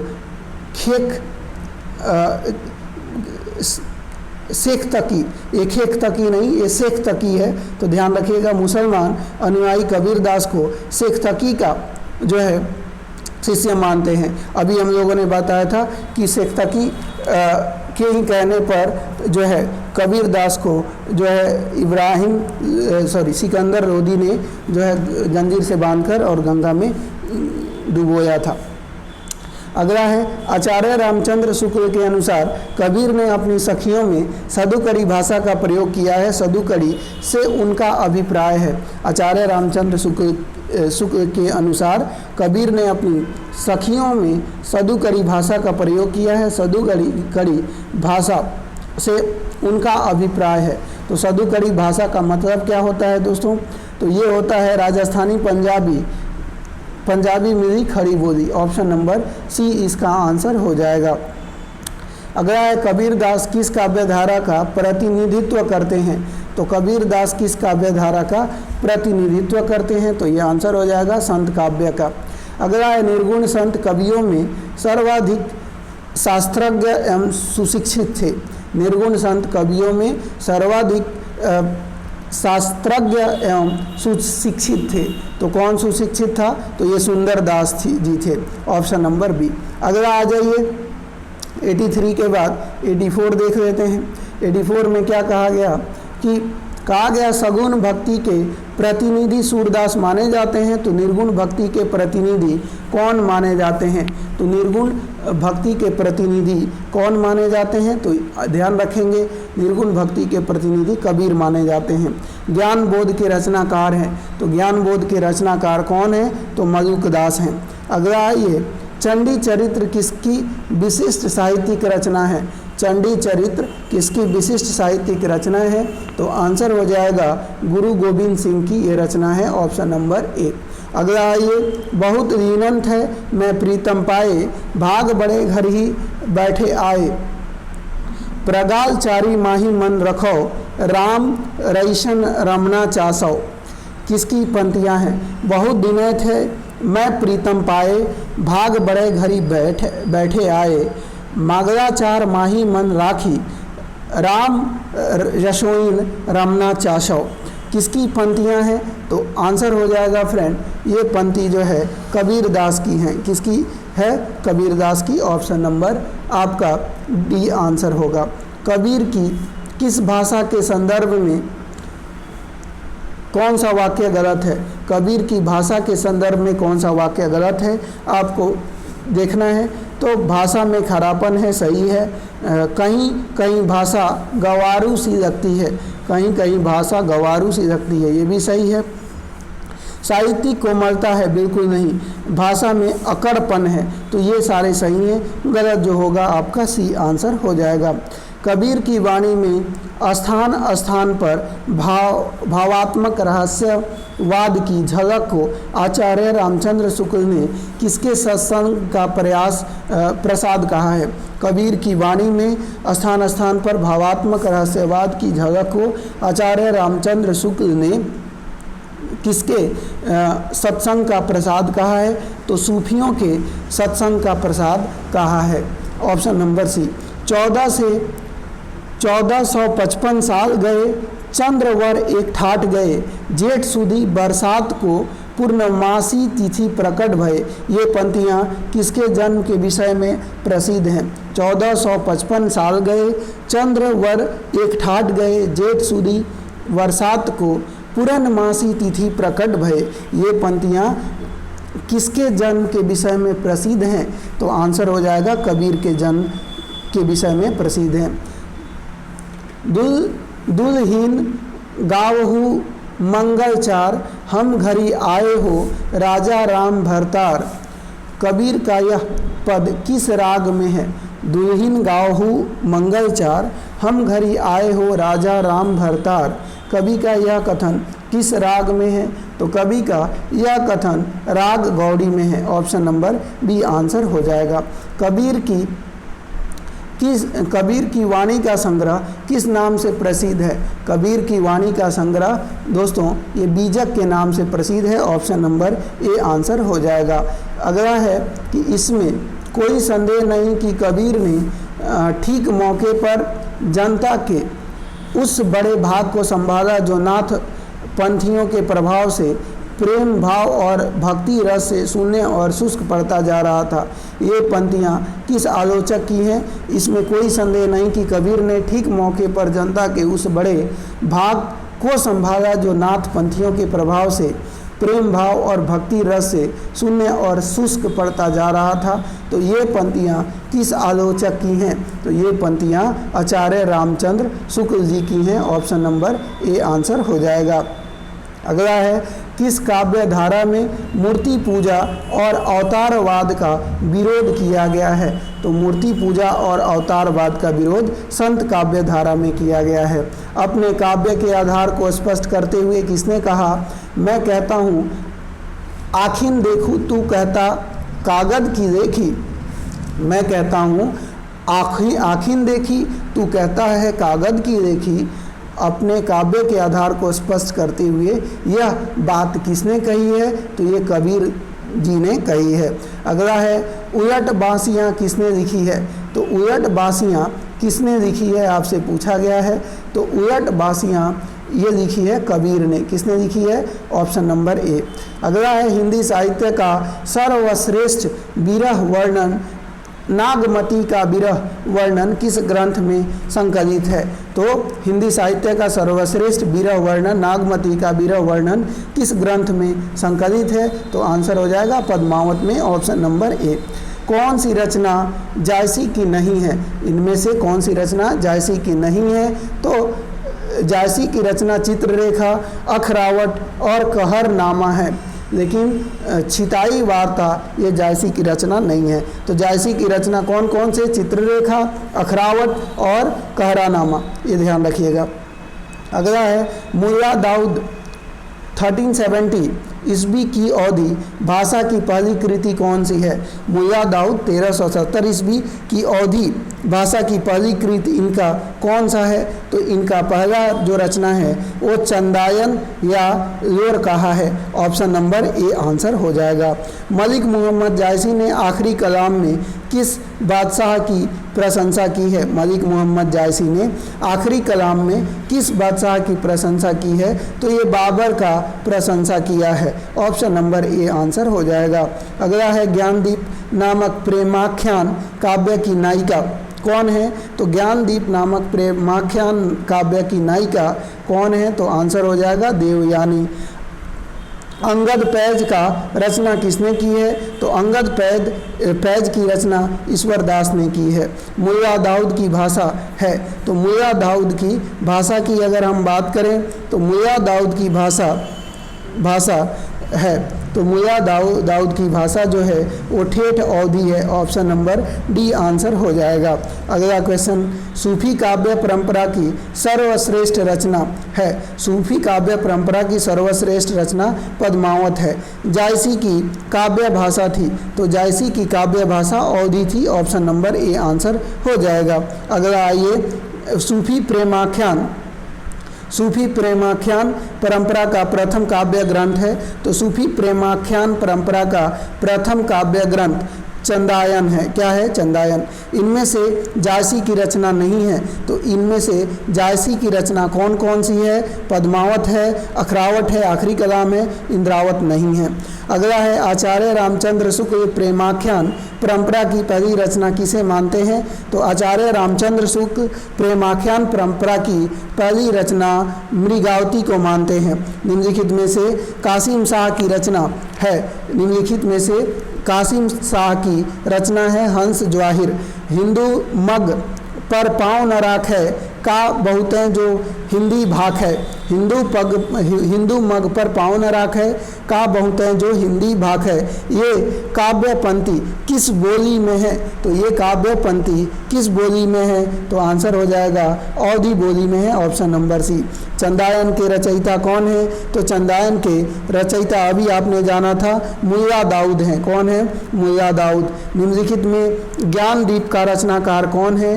तो ज्ञानदीप का रचनाकार कौन है? तो आंसर हो जाएगा अब दोस्तों ज्ञानदीप का रचनाकार शेख नबी हैं। कौन है? शेख नबी। मधुमालती के रचनाकार हैं, तो मधुमालती के रचनाकार मंझन हैं। अखरावट काव्य कृति के रचयिता कौन है? अखरावट काव्य कृति के रचयिता मलिक मोहम्मद जायसी हैं। मलिक मोहम्मद जायसी। रस रतन के रचयिता हैं। रस रतन के रचयिता कौन हैं? तो पुहकर हैं। जायसी किस धारा के कवि हैं? तो मलिक मोहम्मद जायसी किस धारा के कवि हैं? तो आंसर हो जाएगा प्रेमा खयानक काव्य धारा के ये कवि हैं। गोस्वामी तुलसीदास की भक्ति किस प्रकार की है? तो गोस्वामी तुलसीदास की भक्ति दास्य भाव की है।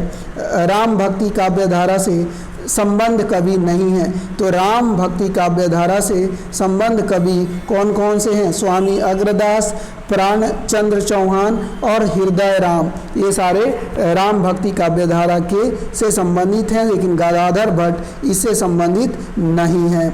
अगला आ जाइए। निम्नलिखित में से लोक मंगल की साधना का कवि कहा जाता है। निम्नलिखित में से लोक मंगल की साधना का कवि माना जाता है, तो किसको माना जाता है? तुलसीदास को। ऑप्शन नंबर ए आपका आंसर हो जाएगा। तुलसीदास द्वारा रचित विनय पत्रिका की रचना किस भाषा में हुई है? तो तुलसीदास द्वारा रचित विनय पत्रिका की रचना ब्रज भाषा में हुई है। अगला है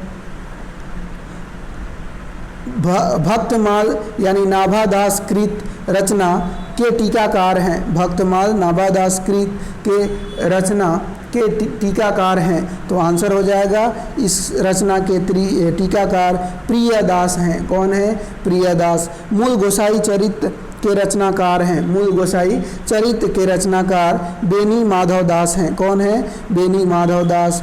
गोरख जाग्यो जोग भक्ति भाग्य योग ये काव्य पंक्ति इनमें से किस कृति में है? गोरख जाग्यो जोग भक्ति भाग्य योग ये काव्य पंक्ति इनमें से किस कृति में है? तो ये काव्य पंक्ति इनमें से हम बात करें कवितावली में है। अगला है गीतावली किसकी काव्य कृति है?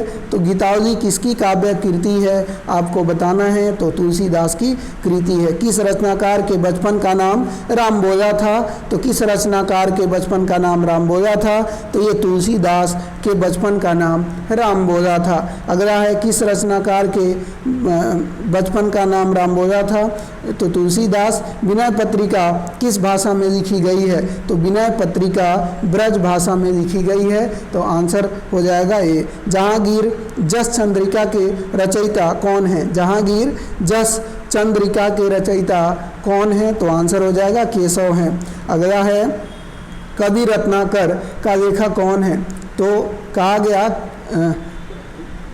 कवित रत्नाकर। कवित रत्नाकर का लेखक कौन है? तो कवित रत्नाकर का लेखक हैं सेनापति। ऑप्शन नंबर ए। अगला है गोरख जाग्यो जोग भक्ति भाग्य योग किस कवि की पंक्तियां हैं? तो गोरख जाग्यो जोग भक्ति भाग्य योग ये जो रचना है ये तुलसीदास की रचना है। किसकी रचना है? तुलसीदास की। कठिन काव्य का प्रेत कवि कठिन काव्य का प्रेत किस कवि को कहा जाता है? कठिन काव्य का प्रेत किस कवि को कहा जाता है? तो आंसर हो जाएगा केशव को। भक्तमाल की रचना किसने की है? तो भक्तमाल की रचना नाभादास ने की है। किसने की है? नाभादास ने। तुलसीदास रचित विनय पत्रिका में पदों की कुल संख्या है। तुलसीदास रचित विनय पत्रिका में पदों की कुल संख्या जो है वो 270 है। कितनी है? तो 270। फ्रेंड थोड़ा सा ध्यान देंगे, ये थोड़ा सा ब्लर हो गया है तो बस सुनिएगा। अगला है कि महात्मा महात्मा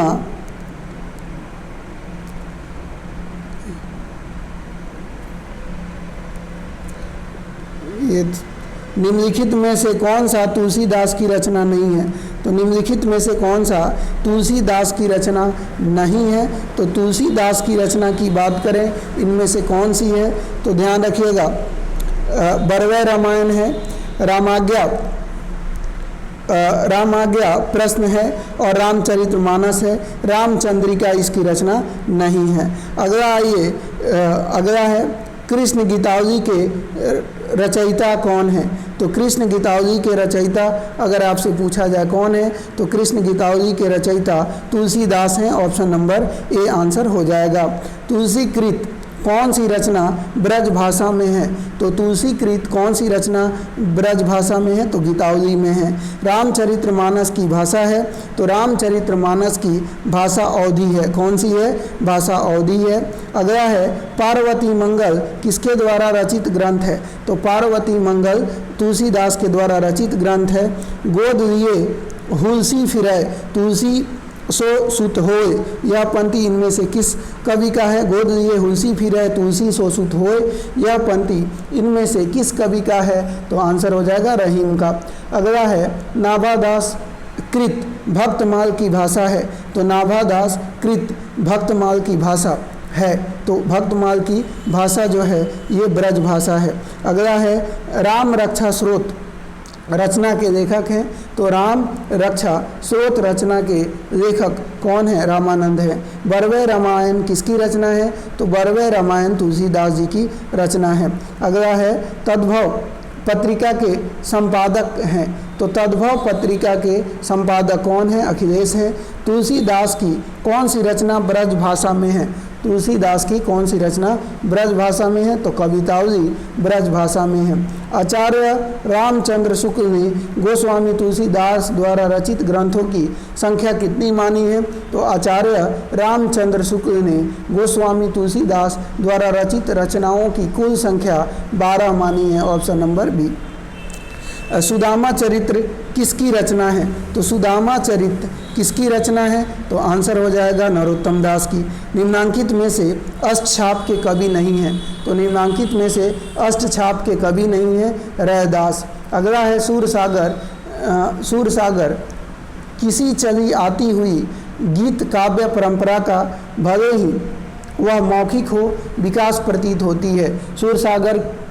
सूरसागर किसी चली आती हुई गीत काव्य परंपरा का भले ही वह मौखिक हो विकास प्रतीत होता है। यह पंक्ति किसकी है? तो आंसर है रामचंद्र शुक्ल की। मीराबाई की उपासना है, मीराबाई की उपासना माधुर्य भाव है। नरसिंह जी का मायरा किसकी रचना है? तो नरसिंह जी का मायरा मीराबाई की रचना है। ब्रह्मा संप्रदाय के संस्थापक कौन है? तो ब्रह्मा संप्रदाय के संपादक हैं श्री माधवाचार्य। गोस्वामी विठलना द्वारा अष्टछाप की स्थापना किस वर्ष करी गई है? तो गोस्वामी विठलना द्वारा अष्टछाप की स्थापना 1565 में करी गई है। ज्योतिष ग्रंथ खेट कौतुकम का रचयिता कौन है? ज्योतिष ग्रंथ खेट कौतुकम का रचयिता कौन है? तो इसके रचयिता रहीम हैं। नरसिंह जी का मायरा किसकी रचना है? तो नरसिंह जी का मायरा ये मीराबाई का रचना है। अष्टायाम किसकी रचना है? तो अष्टायाम ये नाभादास जी की रचना है। अगला नंददास की किस कृति पर मुग्ध होकर उन्हें जड़िया उपाधि दी गई? तो नंददास की किस कृति पर मुग्ध होकर उन्हें जड़िया उपाधि दी गई? तो आंसर हो जाएगा रास पंचाध्यायी। साहित्य लहरी के रचयिता कौन है? साहित्य लहरी के रचयिता सूरदास जी हैं। प्रेम वाटिका किसकी काव्य कृति है? तो प्रेम वाटिका रसखान की काव्य कृति है।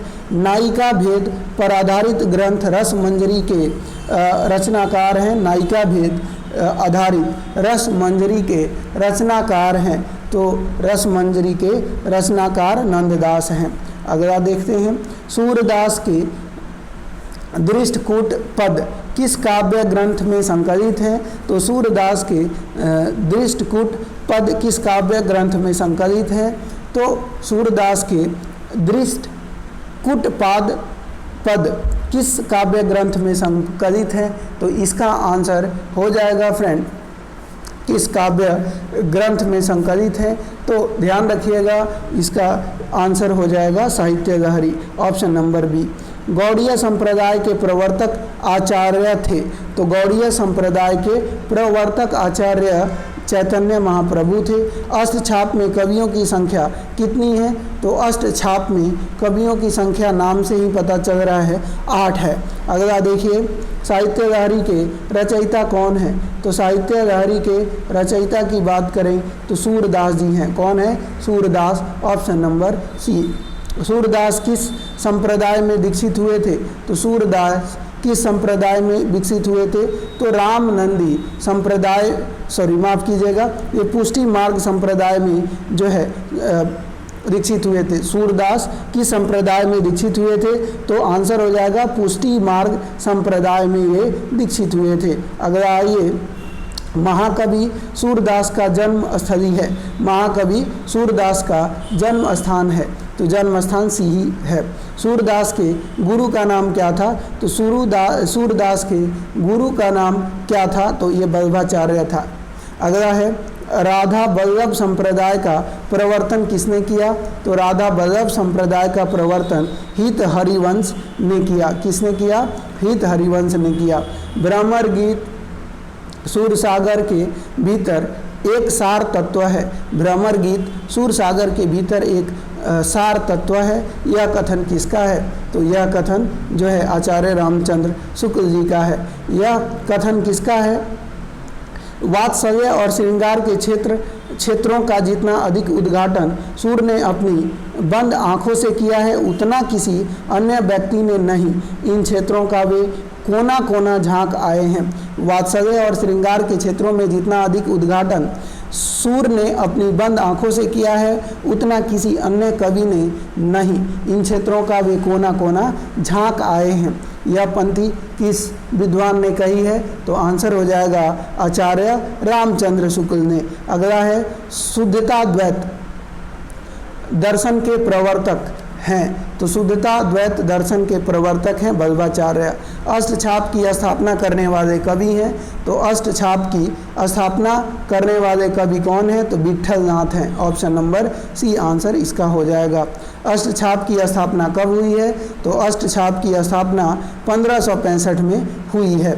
अगला, स्नेह लीला के रचयिता हैं, तो स्नेह लीला के रचयिता कौन हैं? तो आंसर हो जाएंगे विष्णुदास। 84 वैष्णवन की वार्ता के लेखक हैं। 84 वैष्णवन वार्ता के लेखक हैं गोकुलनाथ। उज्ज्वल नीलमणि के रचयिता कौन है? तो उज्ज्वल नीलमणि के रचयिता कवि रूप गोस्वामी हैं। अगला है, यह सूचित करने की आवश्यकता नहीं है कि न तो सूर का अवधि पर अधिकार था और न जायसी का ब्रज पर। यह कथन किसका है?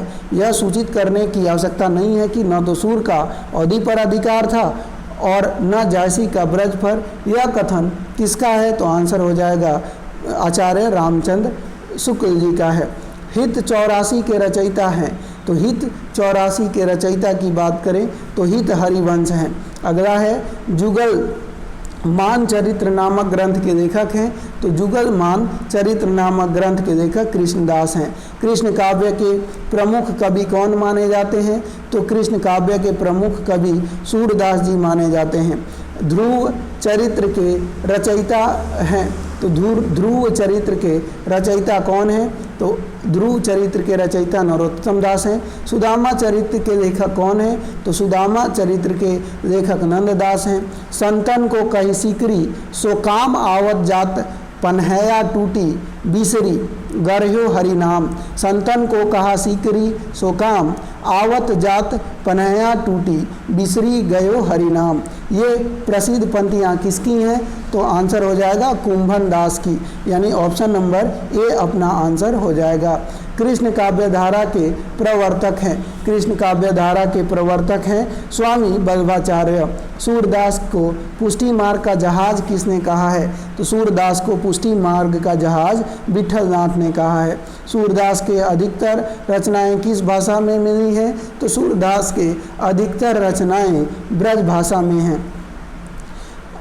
राधा कृष्ण के प्रेम को लेकर कृष्ण भक्ति की जो काव्यधारा चली उसमें लीला पक्ष अर्थात बाह्यार्थ विधान की प्रधानता रही है। यह कथन हिंदी साहित्य के किस इतिहासकार का है? तो राधा के प्रेम को लेकर कृष्ण भक्ति की जो काव्यधारा चली उसमें लीला पक्ष अर्थात बाह्यार्थ विधान की प्रधानता रही है। यह कथन हिंदी साहित्य के किस इतिहासकार का है? तो हिंदी साहित्य के यह कथन आचार्य रामचंद्र शुक्ल का है। अगला है आचार्य रामचंद्र शुक्ल ने रीतिकाल का आरंभ किस कवि को से माना है? तो आचार्य रामचंद्र शुक्ल ने रीतिकाल का आरंभ किस कवि से माना है? तो आंसर हो जाएगा ये चिंतामणि त्रिपाठी से माना है।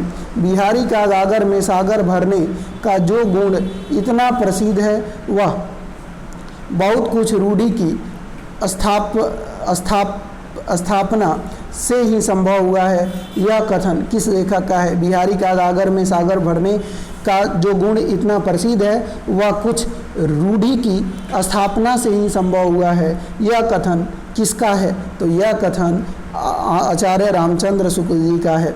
विरह वारिस रीति काव्यधारा के किस कवि की कृति है? तो विरह वारिस रीति काव्यधारा के किस कवि की कृति है? तो आंसर हो जाएगा ये जो है बोधा की कृति है। तुलसी गंग दुवय भय सुकवियन के सरदार, यह कथन इनमें से किसका है? तुलसी गंग दुवऊ भय सुकवियन के सरदार। तो यह कथन की बात करें तो ये भिखारी दास की रचना है। निम्नलिखित में से कौन सा ग्रंथ केशव दास द्वारा रचित है? तो केशव दास द्वारा रचित ग्रंथ विज्ञान गीता है। अति सुधो स्नेह को मार्ग है जह न कऊ सयानप बाक नहीं, इन पंक्तियों के रचनाकार हैं। अति सुधो स्नेह के मार्ग है जहाँ न कऊ सयानप बाकी नहीं, इस पंक्ति के रचनाकार घनानंद है। ऑप्शन नंबर सी। ब्रज भाषा के श्रृंगारी कवि की परंपरा में इन्हें अंतिम प्रसिद्ध कवि समझना चाहिए। रामचंद्र शुक्ल ने यह तथ्य किस कवि के बारे में लिखा है? तो यह तथ्य द्विजदेव के बारे में लिखा है। हिंदी में रीति का प्रयोग साधारणतः लक्षण ग्रंथों के लिए होता है। जिन ग्रंथों में काव्य के विभिन्न अंगों का लक्षण उदाहरण सहित विवेचन होता है उन्हें रीति ग्रंथ कहते हैं। उक्त कथन किसका है?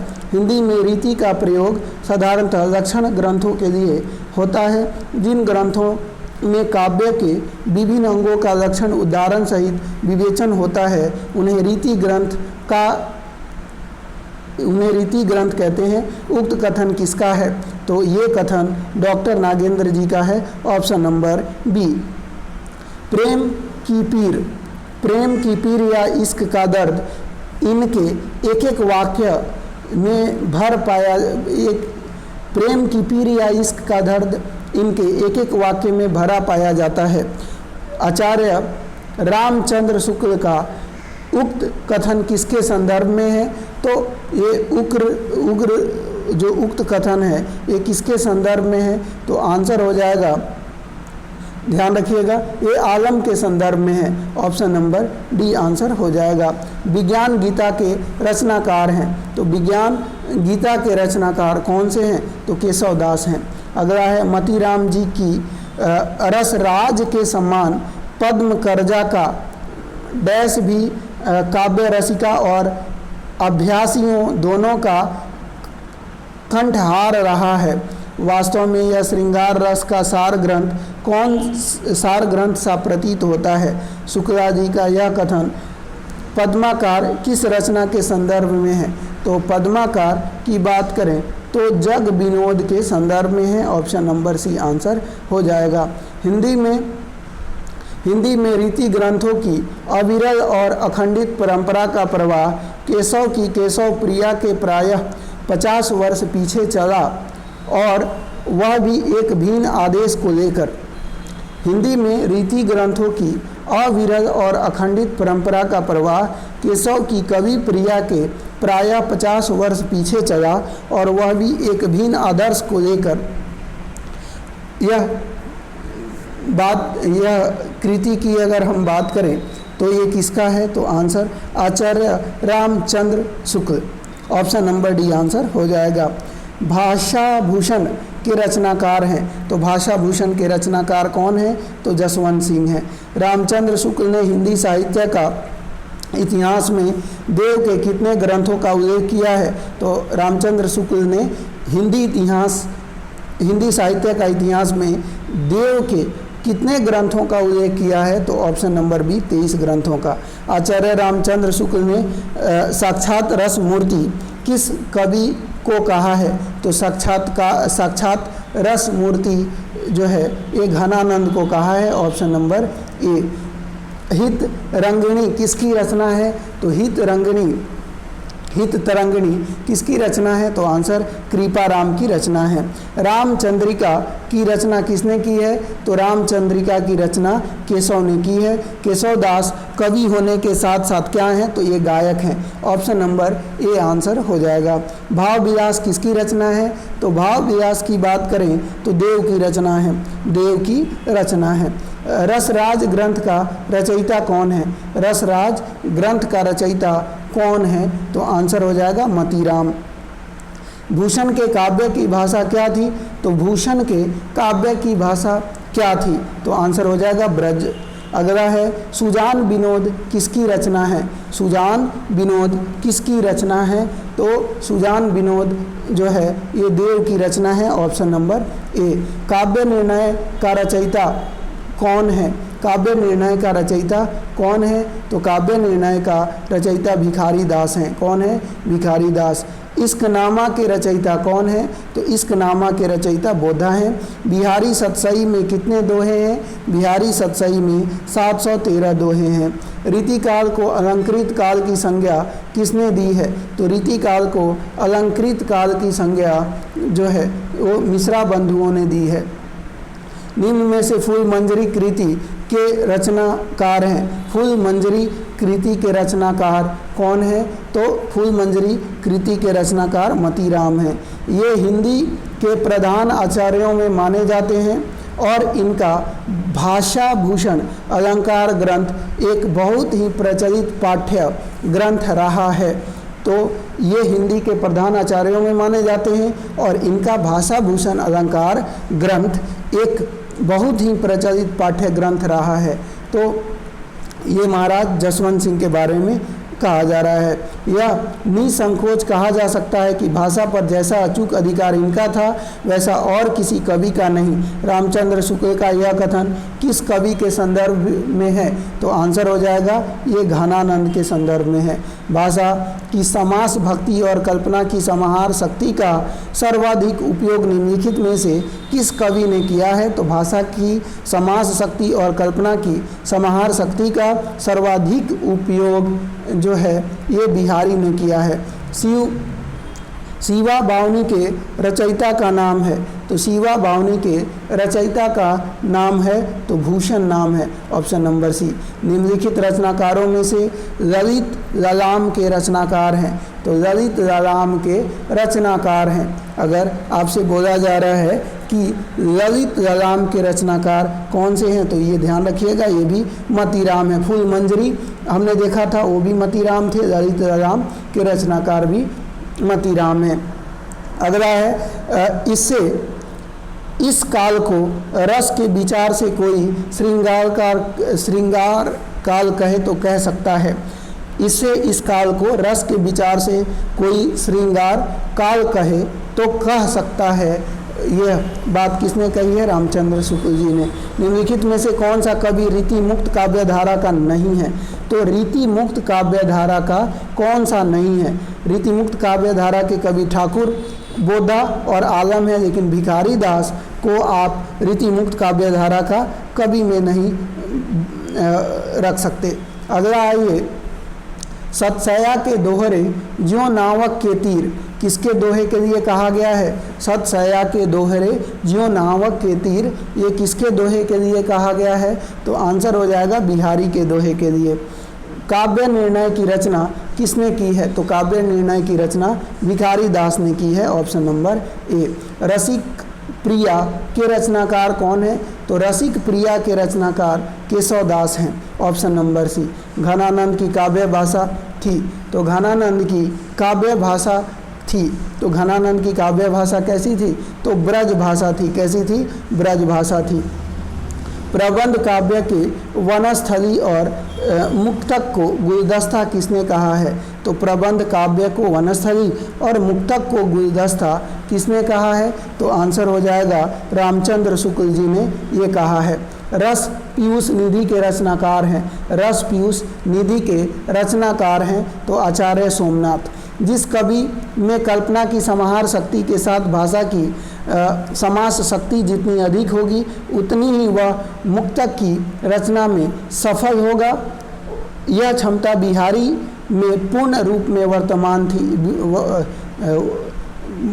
पूर्ण रूप में विद्यमान थी। यह कथन मूलतः किस विद्वान का है?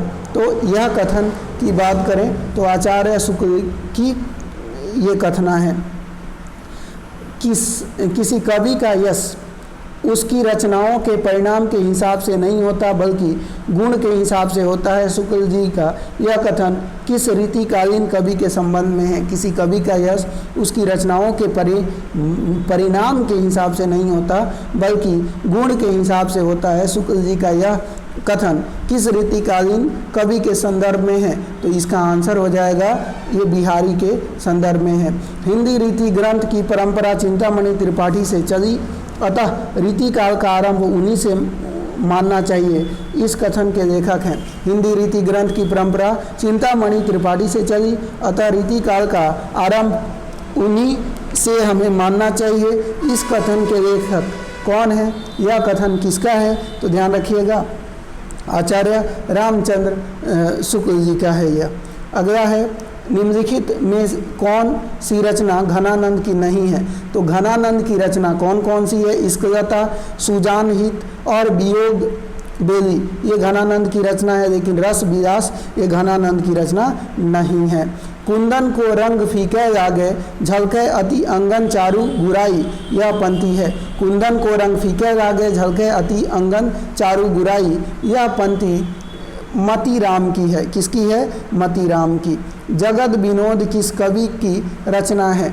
तो जगद विनोद किस कवि की रचना है? तो आंसर हो जाएगा पद्माकर की रचना है।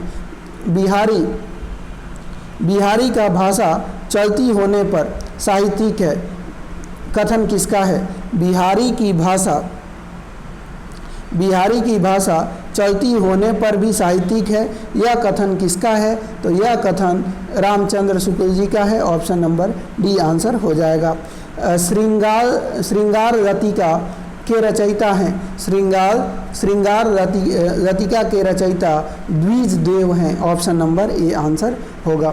यदि प्रबंध काव्य एक विस्तृत वनस्थली है तो मुक्तक एक चुना हुआ गुलदस्ता है। तो ये स्टेटमेंट किसका है? रामचंद्र शुक्ल जी का। शिवा बावनी के रचनाकार कौन है? तो शिवा बावनी के रचनाकार भूषण हैं। आचार्य रामचंद्र शुक्ल ने किस कवि को कठिन काव्य का प्रेत कहा है? आचार्य रामचंद्र शुक्ल ने किस कवि को कठिन काव्य का प्रेत कहा है? तो केशव को कहा है। किसको कहा है? केशव को। कालिदास हजारा की रचना की, कालिदास हजारा की रचना कालिदास ने की। कालिदास हजारा की रचना किसने की? तो कालिदास के द्वारा की गई। सुजान सागर के लेखक हैं, तो सुजान सागर के लेखक कौन है? तो आंसर हो जाएगा घनानंद। कौन है? घनानंद। अष्टायाम किसकी रचना है? अष्टायाम किसकी रचना है? तो अष्टायाम देव की रचना है। भूषण को कवि भूषण की उपाधि किसने प्रदान की थी? तो भूषण को कवि भूषण की उपाधि सोलंकी राजा रुद्र शाह ने प्रदान की। गंगा लहरी किसकी रचना है? तो गंगा लहरी किसकी रचना है? तो आंसर हो जाएगा गंगा लहरी पद्माकर की रचना है, ऑप्शन नंबर बी। बिरह वारिस किसकी रचना है? बिरह वारिस किसकी रचना है? बिरह वारिस किसकी रचना है? तो बोधा की रचना है। भाषा भूषण के रचनाकार हैं, भाषा भूषण के रचनाकार हैं, भाषा भूषण के रचनाकार जसवंत सिंह हैं। कौन है? जसवंत सिंह। जाति व्यास के रचयिता हैं, जाति व्यास के रचयिता कौन है? देव हैं, जाति व्यास के रचयिता देव हैं। भिखारी दास की रचना है, भिखारी दास की रचना काव्य निर्णय है। कवि प्रिया के रचनाकार का नाम बताइए? कवि प्रिया के रचनाकार का नाम केशव है। प्रबोध 50 ग्रंथ के रचयिता हैं, प्रबोध 50 ग्रंथ के रचयिता पद्माकर हैं। अंग दर्पण किस कवि की रचना है? अंग दर्पण किस कवि की रचना है? तो आंसर हो जाएगा रसलीन की रचना है। शकुंतला नाटक किसकी रचना है? शकुंतला नाटक नेवाज की रचना है। छत्र प्रकाश प्रबंध काव्य के रचनाकार हैं, तो छत्र प्रकाश प्रबंध काव्य के रचनाकार हैं, तो लाल कवि हैं। अगला है विज्ञान गीता किस आचार्य कवि की कृति है? तो विज्ञान गीता किस आचार्य कवि की कृति है? तो केशवदास की। भाषा बोली न जानही जिनके कुल के दास, भाषा बोली न जानही जिनके कुल के दास, यह कथन किस कवि का है? तो यह कथन केशवदास का है। अति सुधव स्नेह को मार्ग है जहाँ नेकु सयानप बांक नहीं, पंक्ति के लेखक हैं। तो अति सुधो स्नेह को मार्ग है जहाँ नेकु सयानप बांक नहीं, पंक्ति के लेखक हैं। तो आंसर हो जाएगा ये घनानंद का, ये घनानंद इस पंक्ति के लेखक हैं। अगला है बिहारी की रचना का नाम है, तो बिहारी की रचना का नाम बिहारी सतसई है। जगदी नोद की रचना किस कवि ने की है? तो जगदी नोद की रचना पद्माकर ने की है। जगदी नोद की रचना किस कवि ने की है? पद्माकर ने। काव्य विवेक के रचनाकार हैं, काव्य विवेक के रचनाकार चिंतामणि हैं। घनानंद को साक्षात रस मूर्ति किसने माना है? तो घनानंद को साक्षात रस मूर्ति आचार्य रामचंद्र शुक्ल ने माना है, आचार्य रामचंद्र शुक्ल ने माना है। रीति मुक्त कवि की प्रमुख प्रवृत्ति है, तो रीति मुक्त कवि की प्रमुख प्रवृत्ति है, रीति मुक्त कवि की प्रमुख प्रवृत्ति है सहानुभूति और स्वच्छता। केशव दास की रचना इनमें से कौन सी है? तो केशव दास की रचना इनमें से कौन सी है? तो जहांगीर जस चंद्रिका है। कौन सी है? जहांगीर जस चंद्रिका है। प्रेम की पीर ही को लेकर इनकी वाणी का प्रादुर्भाव हुआ। आलोचक रामचंद्र शुक्ल का यह कथन रीतिकाल के किस कवि के संदर्भ में है? प्रेम की पीर ही को लेकर इनकी वाणी का प्रादुर्भाव हुआ। आलोचक रामचंद्र शुक्ल का यह कथन रीतिकाल के किस कवि के संदर्भ में है? तो आंसर हो जाएगा घनानंद के संदर्भ में। रसिक प्रिया किसकी रचना है? तो रसिक प्रिया केशवदास की रचना है। भीतर भीतर सब चूसै हंसी हंसी के तन मन धन मूसै, यह पंक्ति किस कवि की है? भीतर भीतर सब रस चूसै हंसी हंसी के तन मन धन मूसै, यह पंक्ति किस कवि की है? तो यह पंक्ति भारतेंदु हरिश्चंद्र की है। निम्नलिखित में से कौन सी रचना ठाकुर जगमोहन सिंह की नहीं है? तो ठाकुर जगमोहन सिंह की रचना कौन सी नहीं है? तो ठाकुर जगमोहन सिंह की रचना प्रेम संपत्ति लता है, श्याम लता है और श्यामा सरोजनी है। प्रेम प्रलाप नहीं है। तो ऑप्शन नंबर डी इसका आंसर हो जाएगा। वे पूर्वीपन की परवाह न करके अपने बैसवारे की ग्राम्य कहावतें और शब्द भी बेधड़क रख दिया करते थे। शुक्ला जी की इन पंक्तियों का संबंध किससे है? वे पूर्वीपन की परवाह न करके अपने बैसवारे की ग्राम्य कहावतें और शब्द भी बेधड़क रख दिया करते थे। शुक्ला जी की इन पंक्तियों का संबंध किससे है? तो आंसर हो जाएगा प्रताप नारायण मिश्रा से है। अगला है निज भाषा उन्नति है, सब उन्नति को मूल किसकी काव्य पंथी है। निज भाषा की उन्नति है, सब उन्नति को मूल किसकी काव्य पंथी है? तो इसका आंसर हो जाएगा फ्रेंड भारतेंदु हरिश्चंद्र की। बिहारी बिहार नामक ग्रंथ के रचयिता हैं। तो बिहारी बिहार नामक ग्रंथ के रचयिता पंडित अंबिका दास व्यास हैं। कौन है? पंडित अंबिका दास व्यास हैं। हिंदी हिंदू हिंदुस्तान नारा किस साहित्यकार ने दिया था? हिंदी हिंदू हिंदुस्तान साहित्य का नारा किस साहित्यकार ने दिया था? तो प्रताप नारायण मिश्र ने दिया था। अगला आइए, बद्री नारायण चौधरी प्रेमधन उर्दू में किस नाम से कविता लिखते थे? बद्री नारायण चौधरी प्रेमधन उर्दू में किस नाम से कविता लिखते थे? तो आंसर हो जाएगा अब्र के नाम से। आचार्य रामचंद्र शुक्ल की दृष्टि से किस युग के लेखक की दृष्टि व्याकरण के नियमों पर अच्छी तरह नहीं जमी थी? आचार्य रामचंद्र शुक्ल की दृष्टि में किस युग के लेखकों की दृष्टि व्याकरण के नियमों पर अच्छी तरह नहीं जमी थी? तो इसका आंसर हो जाएगा फ्रेंड भारतेंदु युग की। अगला आइए, भारतेंदु की खड़ी बोली में रचित कविताओं का संग्रह किस नाम से प्रसिद्ध है?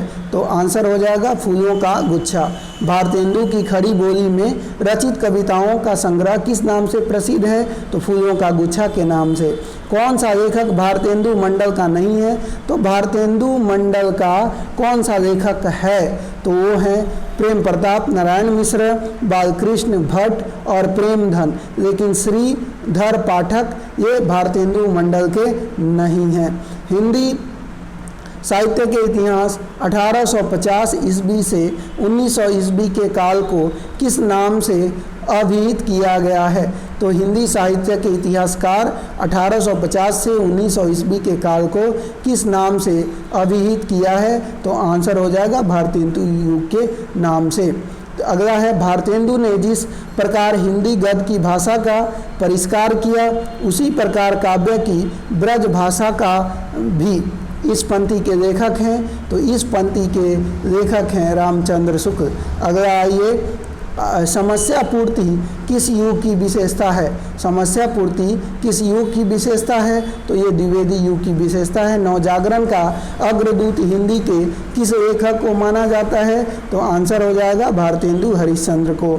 बकरी बिलाप किसकी काव्य कृति है? तो बकरी बिलाप किसकी काव्य कृति है? तो आंसर हो जाएगा भारतेंदु हरिश्चंद्र जी की, ऑप्शन नंबर ए। कौन सी रचना श्रीधर पाठक की रचना नहीं है? तो श्रीधर पाठक की रचना कौन सी है? कश्मीर सुषमा है, गंगावतरण है, भारत गीत है, लेकिन जगत सच्चाई सार ये रचना श्रीधर पाठक की नहीं है। अगला देखिए, खड़ी बोली का पहला महाकाव्य माना जाता है। तो खड़ी बोली का पहला महाकाव्य माना जाता है तो प्रिय प्रवास को माना जाता है। हिंदी साहित्य पंडित महावीर प्रसाद द्विवेदी का सदा ऋणी रहेगा। व्याकरण की शुद्धता और भाषा की सफाई के प्रवर्तक द्विवेदी जी ही थे। उक्त पंथी किसका है? तो यह जो पंथी की अगर हम बात करें तो आचार्य रामचंद्र शुक्ल जी का है। कृषक क्रंदन इनमें से किसकी काव्य कृति है? कृषक क्रंदन इनमें से गया प्रसाद शुक्ल स्नेही की काव्य कृति है। पथिक किसका काव्य संग्रह है? पथिक किसका काव्य संग्रह है? तो राम नरेश त्रिपाठी जी का काव्य संग्रह है। अयोध्या सिंह उपाध्याय का ग्रंथ प्रिय प्रवास किस भाषा में लिखा गया है? अयोध्या सिंह उपाध्याय का ग्रंथ प्रिय प्रवास जो है खड़ी बोली में लिखा गया है। गौतम बुद्ध की पत्नी की उज्जवल चरित्र के अंकन के लिए मैथिली शरण गुप्त ने किस ग्रंथ की रचना की? तो गौतम बुद्ध की पत्नी की उज्जवल चरित्र के अंकन के लिए मैथिली शरण गुप्त ने किस ग्रंथ की रचना की? तो ध्यान रखेंगे ये रचना जो है यशोधरा नाम से किया गया है। हल्दी घाटी नामक महाकाव्य के रचयिता कौन है? हल्दी घाटी नामक महाकाव्य के रचयिता कौन है? तो आंसर आपका हो जाएगा Shyam Narayan Pandey ji, option number A. Bharat Bharati के रचनाकार कौन है? भारत भारती के रचनाकार हैं मैथिली शरण गुप्त। दिवस का अवसान समीप था, गगन था कुछ लोहित हो चला, यह प्रकृति चित्रण किस महाकाव्य से है? दिवस का अवसान समीप था, गगन था कुछ लोहित हो चला, यह प्रकृति चित्रण किस महाकाव्य से है? तो आंसर हो जाएगा प्रिय प्रवास से। अगला है कुणाल गीत के रचयिता कौन है? तो कुणाल गीत के रचयिता कौन है? कुणाल गीत के रचयिता हैं मैथिली शरण गुप्त। कौन है? मैथिली शरण गुप्त। नूरजहाँ प्रबंध काव्य के रचयिता हैं। नूरजहाँ प्रबंध काव्य के रचयिता कौन है? तो आंसर हो जाएगा गुरु भक्त सिंह है। कौन है? गुरु भक्त सिंह। अगला है आचार्य शुक्ल के अनुसार स्वच्छंदतावाद के प्रवर्तक हैं। आचार्य शुक्ल के अनुसार स्वच्छंदतावाद के प्रवर्तक हैं श्रीधर पाठक। कौन है? श्रीधर पाठक। उद्धव शतक के रचनाकार कौन है? उद्धव शतक के रचनाकार जगन्नाथ दास रत्नाकर हैं। निम्नलिखित में से जगन्नाथ दास रत्नाकर की कौन सी रचना नहीं है? तो जगन्नाथ दास रत्नाकर की रचना की अगर हम बात करें तो इनकी रचना है हिंडोला, गंगावतरण और उद्धव शतक, लेकिन भ्रमरदूत इनकी रचना नहीं है। अगला है कविता करके तुलसी न रसै, कविता रसी पा तुलसी की कला, तुलसी जी के लिए यह प्रशस्ति वचन इनमें से किसका है? कविता करके तुलसी न रसै, कविता रसी पा तुलसी की कला, तुलसी जी के लिए यह प्रशस्ति वचन किसका है? तो यह अयोध्या सिंह उपाध्याय हरिऔध जी की यह स्टेटमेंट है तुलसी जी के लिए। अगला है खड़ी बोली हिंदी का प्रथम महाकाव्य कौन सा है? खड़ी बोली हिंदी का प्रथम महाकाव्य कौन सा है? तो आंसर हो जाएगा प्रिय प्रवास, ऑप्शन नंबर ए। अगला है ज्ञान राशि के संचित कोश का नाम साहित्य है। यह किस विद्वान का कथन है? ज्ञान राशि के संचित कोश का नाम साहित्य है। यह कथन किस विद्वान का है? तो महावीर प्रसाद द्विवेदी का। यदि द्विवेदी जी न उठ खड़े होते तो जैसे अवस्थिति, व्याकरण विरुद्ध और ऊट पटांग भाषा चारों ओर दिखाई पड़ी, उसकी परंपरा जल्दी न रुकती। यह कथन किसका है? यदि द्विवेदी जी न उठ खड़े होते तो जैसे अव्यवस्थित, व्याकरण विरुद्ध और ऊट पटांग भाषा चारों ओर पटांग भाषा चारों ओर दिखाई पड़ी थी, उसकी परंपरा जल्दी नहीं रुकती। यह कथन किसका है? तो यह कथन आचार्य रामचंद्र शुक्ल जी का है। अगला है धर धावन शीर्षक से कालिदास के मेघदूत का अत्यंत सरस पदबद्ध अनुवाद निम्न में से किया है। धारा धर धावन शीर्षक से कालिदास के मेघदूत का अत्यंत सरस पदबद्ध अनुवाद निम्न में से किसने किया है? तो इसका आंसर हो जाएगा राय देवी प्रसाद पूर्ण ने किया है। अगला है एकांतरवासी योगी के रचयिता कौन है? एकांतरवासी योगी के रचयिता कौन है? तो श्रीधर पाठक हैं, ऑप्शन नंबर ए। हिंदी में स्वच्छंदता शब्द का सर्वप्रथम प्रयोग किसने किया? तो हिंदी में स्वच्छंदता शब्द का प्रयोग सर्वप्रथम मुकुटधर पांडे ने किया। किसने किया? मुकुटधर पांडे ने। द्विवेदी युग को जागरण काल किसने कहा है? तो द्विवेदी युग को जागरण काल डॉक्टर नागेंद्र जी ने कहा है। अगला है द्विवेदी युग को जागरण काल किसने कहा? तो डॉक्टर नागेंद्र ने कहा। अगला है दिवस का अवसान समीप था, गगन था कुछ लोहत होक चला। दिवस का अवसान समीप था, गगन था कुछ लोहत होक चला, पंक्तियाँ किसकी हैं? तो ये स्टेटमेंट जो है अयोध्या सिंह उपाध्याय हरिऔध जी का है। जयद्रथ वध रचना है, तो जयद्रथ वध जो है ये रचना मैथिली शरण गुप्त जी का है, ऑप्शन नंबर डी आंसर हो जाएगा। अगला है काव्य मंजूषा के रचयिता हैं। काव्य मंजूषा के रचयिता हैं। काव्य मंजूषा के रचयिता हैं तो कौन है? तो ये महावीर प्रसाद द्विवेदी जी हैं। कौन है? महावीर प्रसाद द्विवेदी जी। निम्न में से कौन सी रचना मैथिली शरण गुप्त की नहीं है? तो मैथिली शरण गुप्त की रचना रंग में भंग पंचवटी और जयद्रथ वध है, लेकिन प्रिय प्रवास इनकी रचना नहीं है। गुप्त जी वास्तव में सामंजस्यवादी कवि हैं, प्रतिक्रिया का प्रदर्शन करने वाले अथवा मद में झूमने या झीमने वाले कवि नहीं। मैथिली शरण गुप्त पर यह मंतव्य निम्नलिखित विचारकों में से किसका है?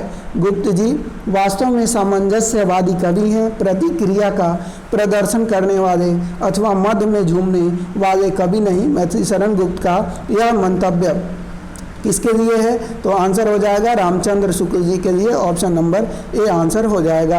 हिंदी में ऋतु संहार के रचयिता हैं, तो हिंदी में ऋतु संहार के रचयिता श्रीधर पाठक हैं।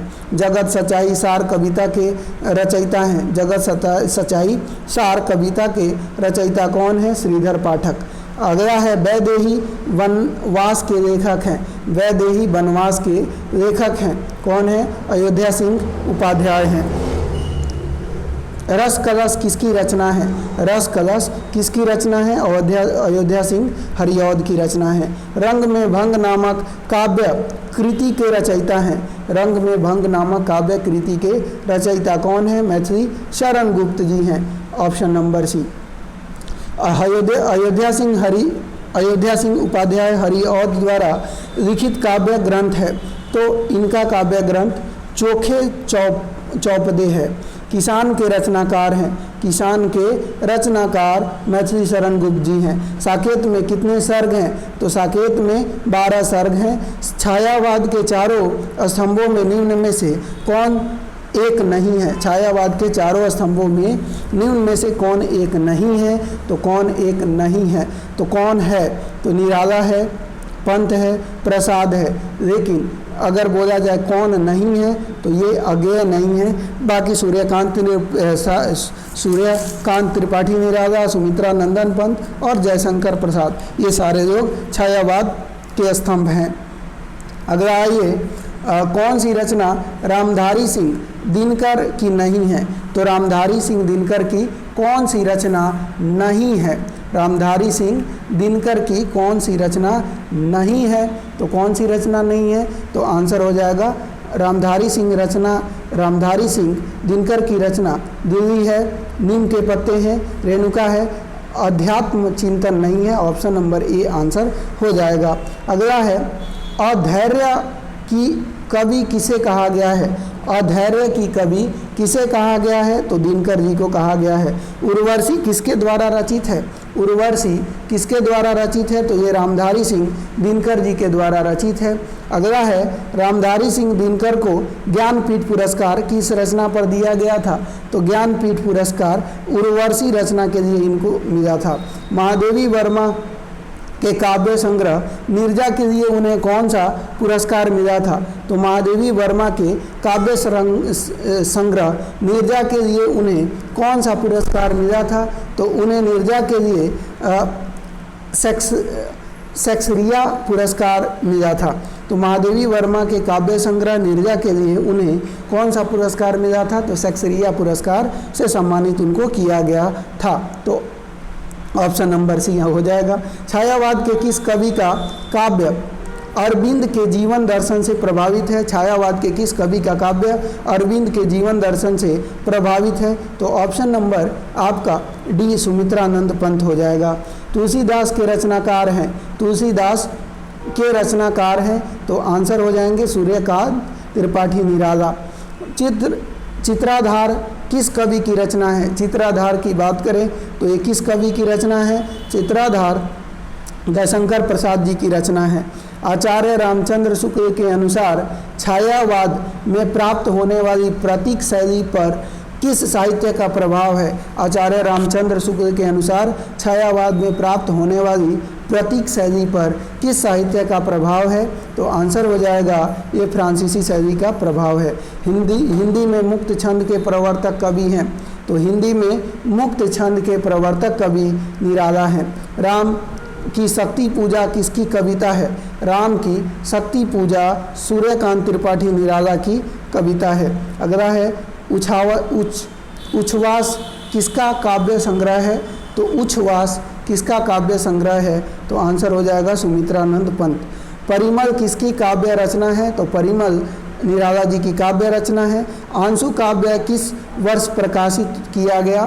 तो ये 1925 में प्रकाशित किया गया। बादल राग कविता के कवि कौन हैं? तो बादल राग कविता के कवि निराला जी हैं।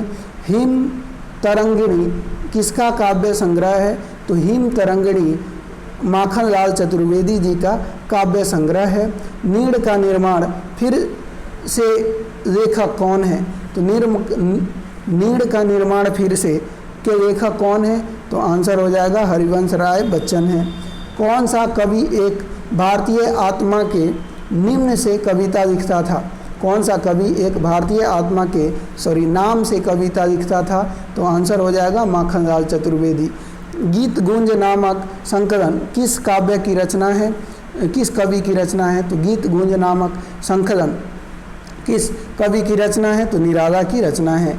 इनमें छायावादी कवि कौन नहीं है? तो छायावादी कवि कौन नहीं है? तो कौन हैं उनको देख लेते हैं। तो छायावादी कवि की बात करें, सूर्यकांत त्रिपाठी निराला, सुमित्रा नंदन पंत, जयशंकर प्रसाद जी हैं, लेकिन शिवमंगल सिंह सुमन ये छायावादी कवि नहीं हैं। तो ऑप्शन नंबर डी आंसर हो जाएगा। आधुनिक मीरा किसे कहा जाता है? तो आधुनिक मीरा महादेवी वर्मा जी को कहा जाता है। प्रकृति का सुकुमार कवि या राजकुमार किसको कहा जाता है? तो ये सुमित्रानंद पंत जी को कहा जाता है। अगला है गिरजे का घंटा इनकी पहली कविता मानी जाती है। गिरजे का घंटा ये सुमित्रानंद पंत जी की पहली कृति मानी जाती है। निशा निमंत्रण के रचनाकार हैं। तो निशा निमंत्रण के रचनाकार हरिवंश नारायण बच्चन जी हैं। अपराजिता के लेखक हैं। तो अपराजिता के लेखक अंचल हैं। कौन है? अंचल। मौर्य विजय किसकी रचना है? मौर्य विजय किसकी रचना है? तो आंसर हो जाएगा सियाराम शरण गुप्त की रचना है। अगला है हालावाद के प्रतिष्ठित कवि हैं। हालावाद के प्रतिष्ठित कवि हरिवंश राय हैं। कौन है? हरिवंश राय। अगला है प्रवासी के गीत के रचनाकार हैं। प्रवासी के गीत के रचनाकार हैं नरेंद्र शर्मा। अगला है मधुशाला काव्य के रचयिता कौन है? तो मधुशाला काव्य के रचयिता हरिवंश राय बच्चन जी हैं। छायावाद शब्द का प्रथम प्रयोक्ता किसे माना जाता है? तो छायावाद शब्द का प्रथम प्रयोक्ता जो है मुकुटधर पांडे जी को माना जाता है। अगला है सप्तपर्णा किसकी कृति है? तो सप्तपर्णा महादेवी वर्मा जी की कृति है। अगला है रबड़ छंद या केंचुआ छंद किस कवि की कविताओं को लक्ष्य कर कहा गया है? यानी रबड़ छंद या केंचुआ छंद किस कवि की कविताओं को लक्ष्य करके कहा गया है? तो ये आंसर हो जाएगा निराला जी के कविताओं को। निराला की जूहू की कली उदाहरण है। तो निराला की जूहू की कली उदाहरण है मुक्त छंद का। रविंद्र कविता कीनन के लेखक हैं। तो रविंद्र कविता कानन के लेखक हैं। रविंद्र कविता कानन के लेखक कौन है? तो इसके लेखक जो हो जाएंगे वो गुप्त जो हो जाएंगे। गुप्त, ये ध्यान रखना है। गीतिका के रचनाकार का नाम है।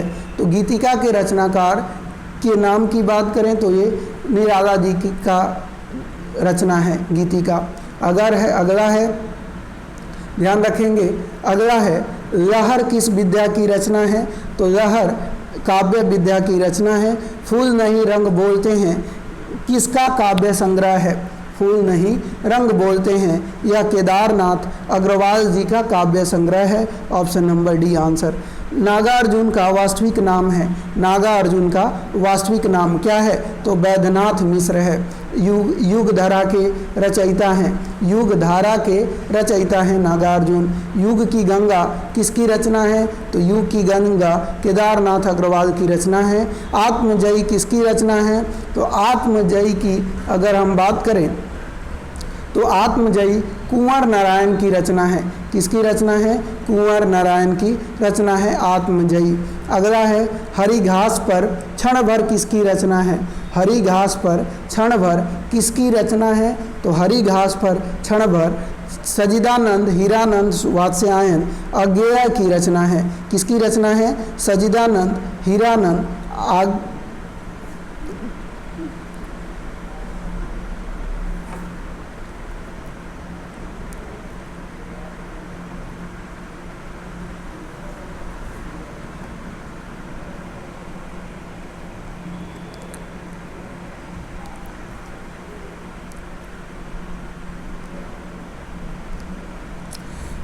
माफ़ कीजिएगा फ्रेंड, थोड़ा सा टेक्निकल प्रॉब्लम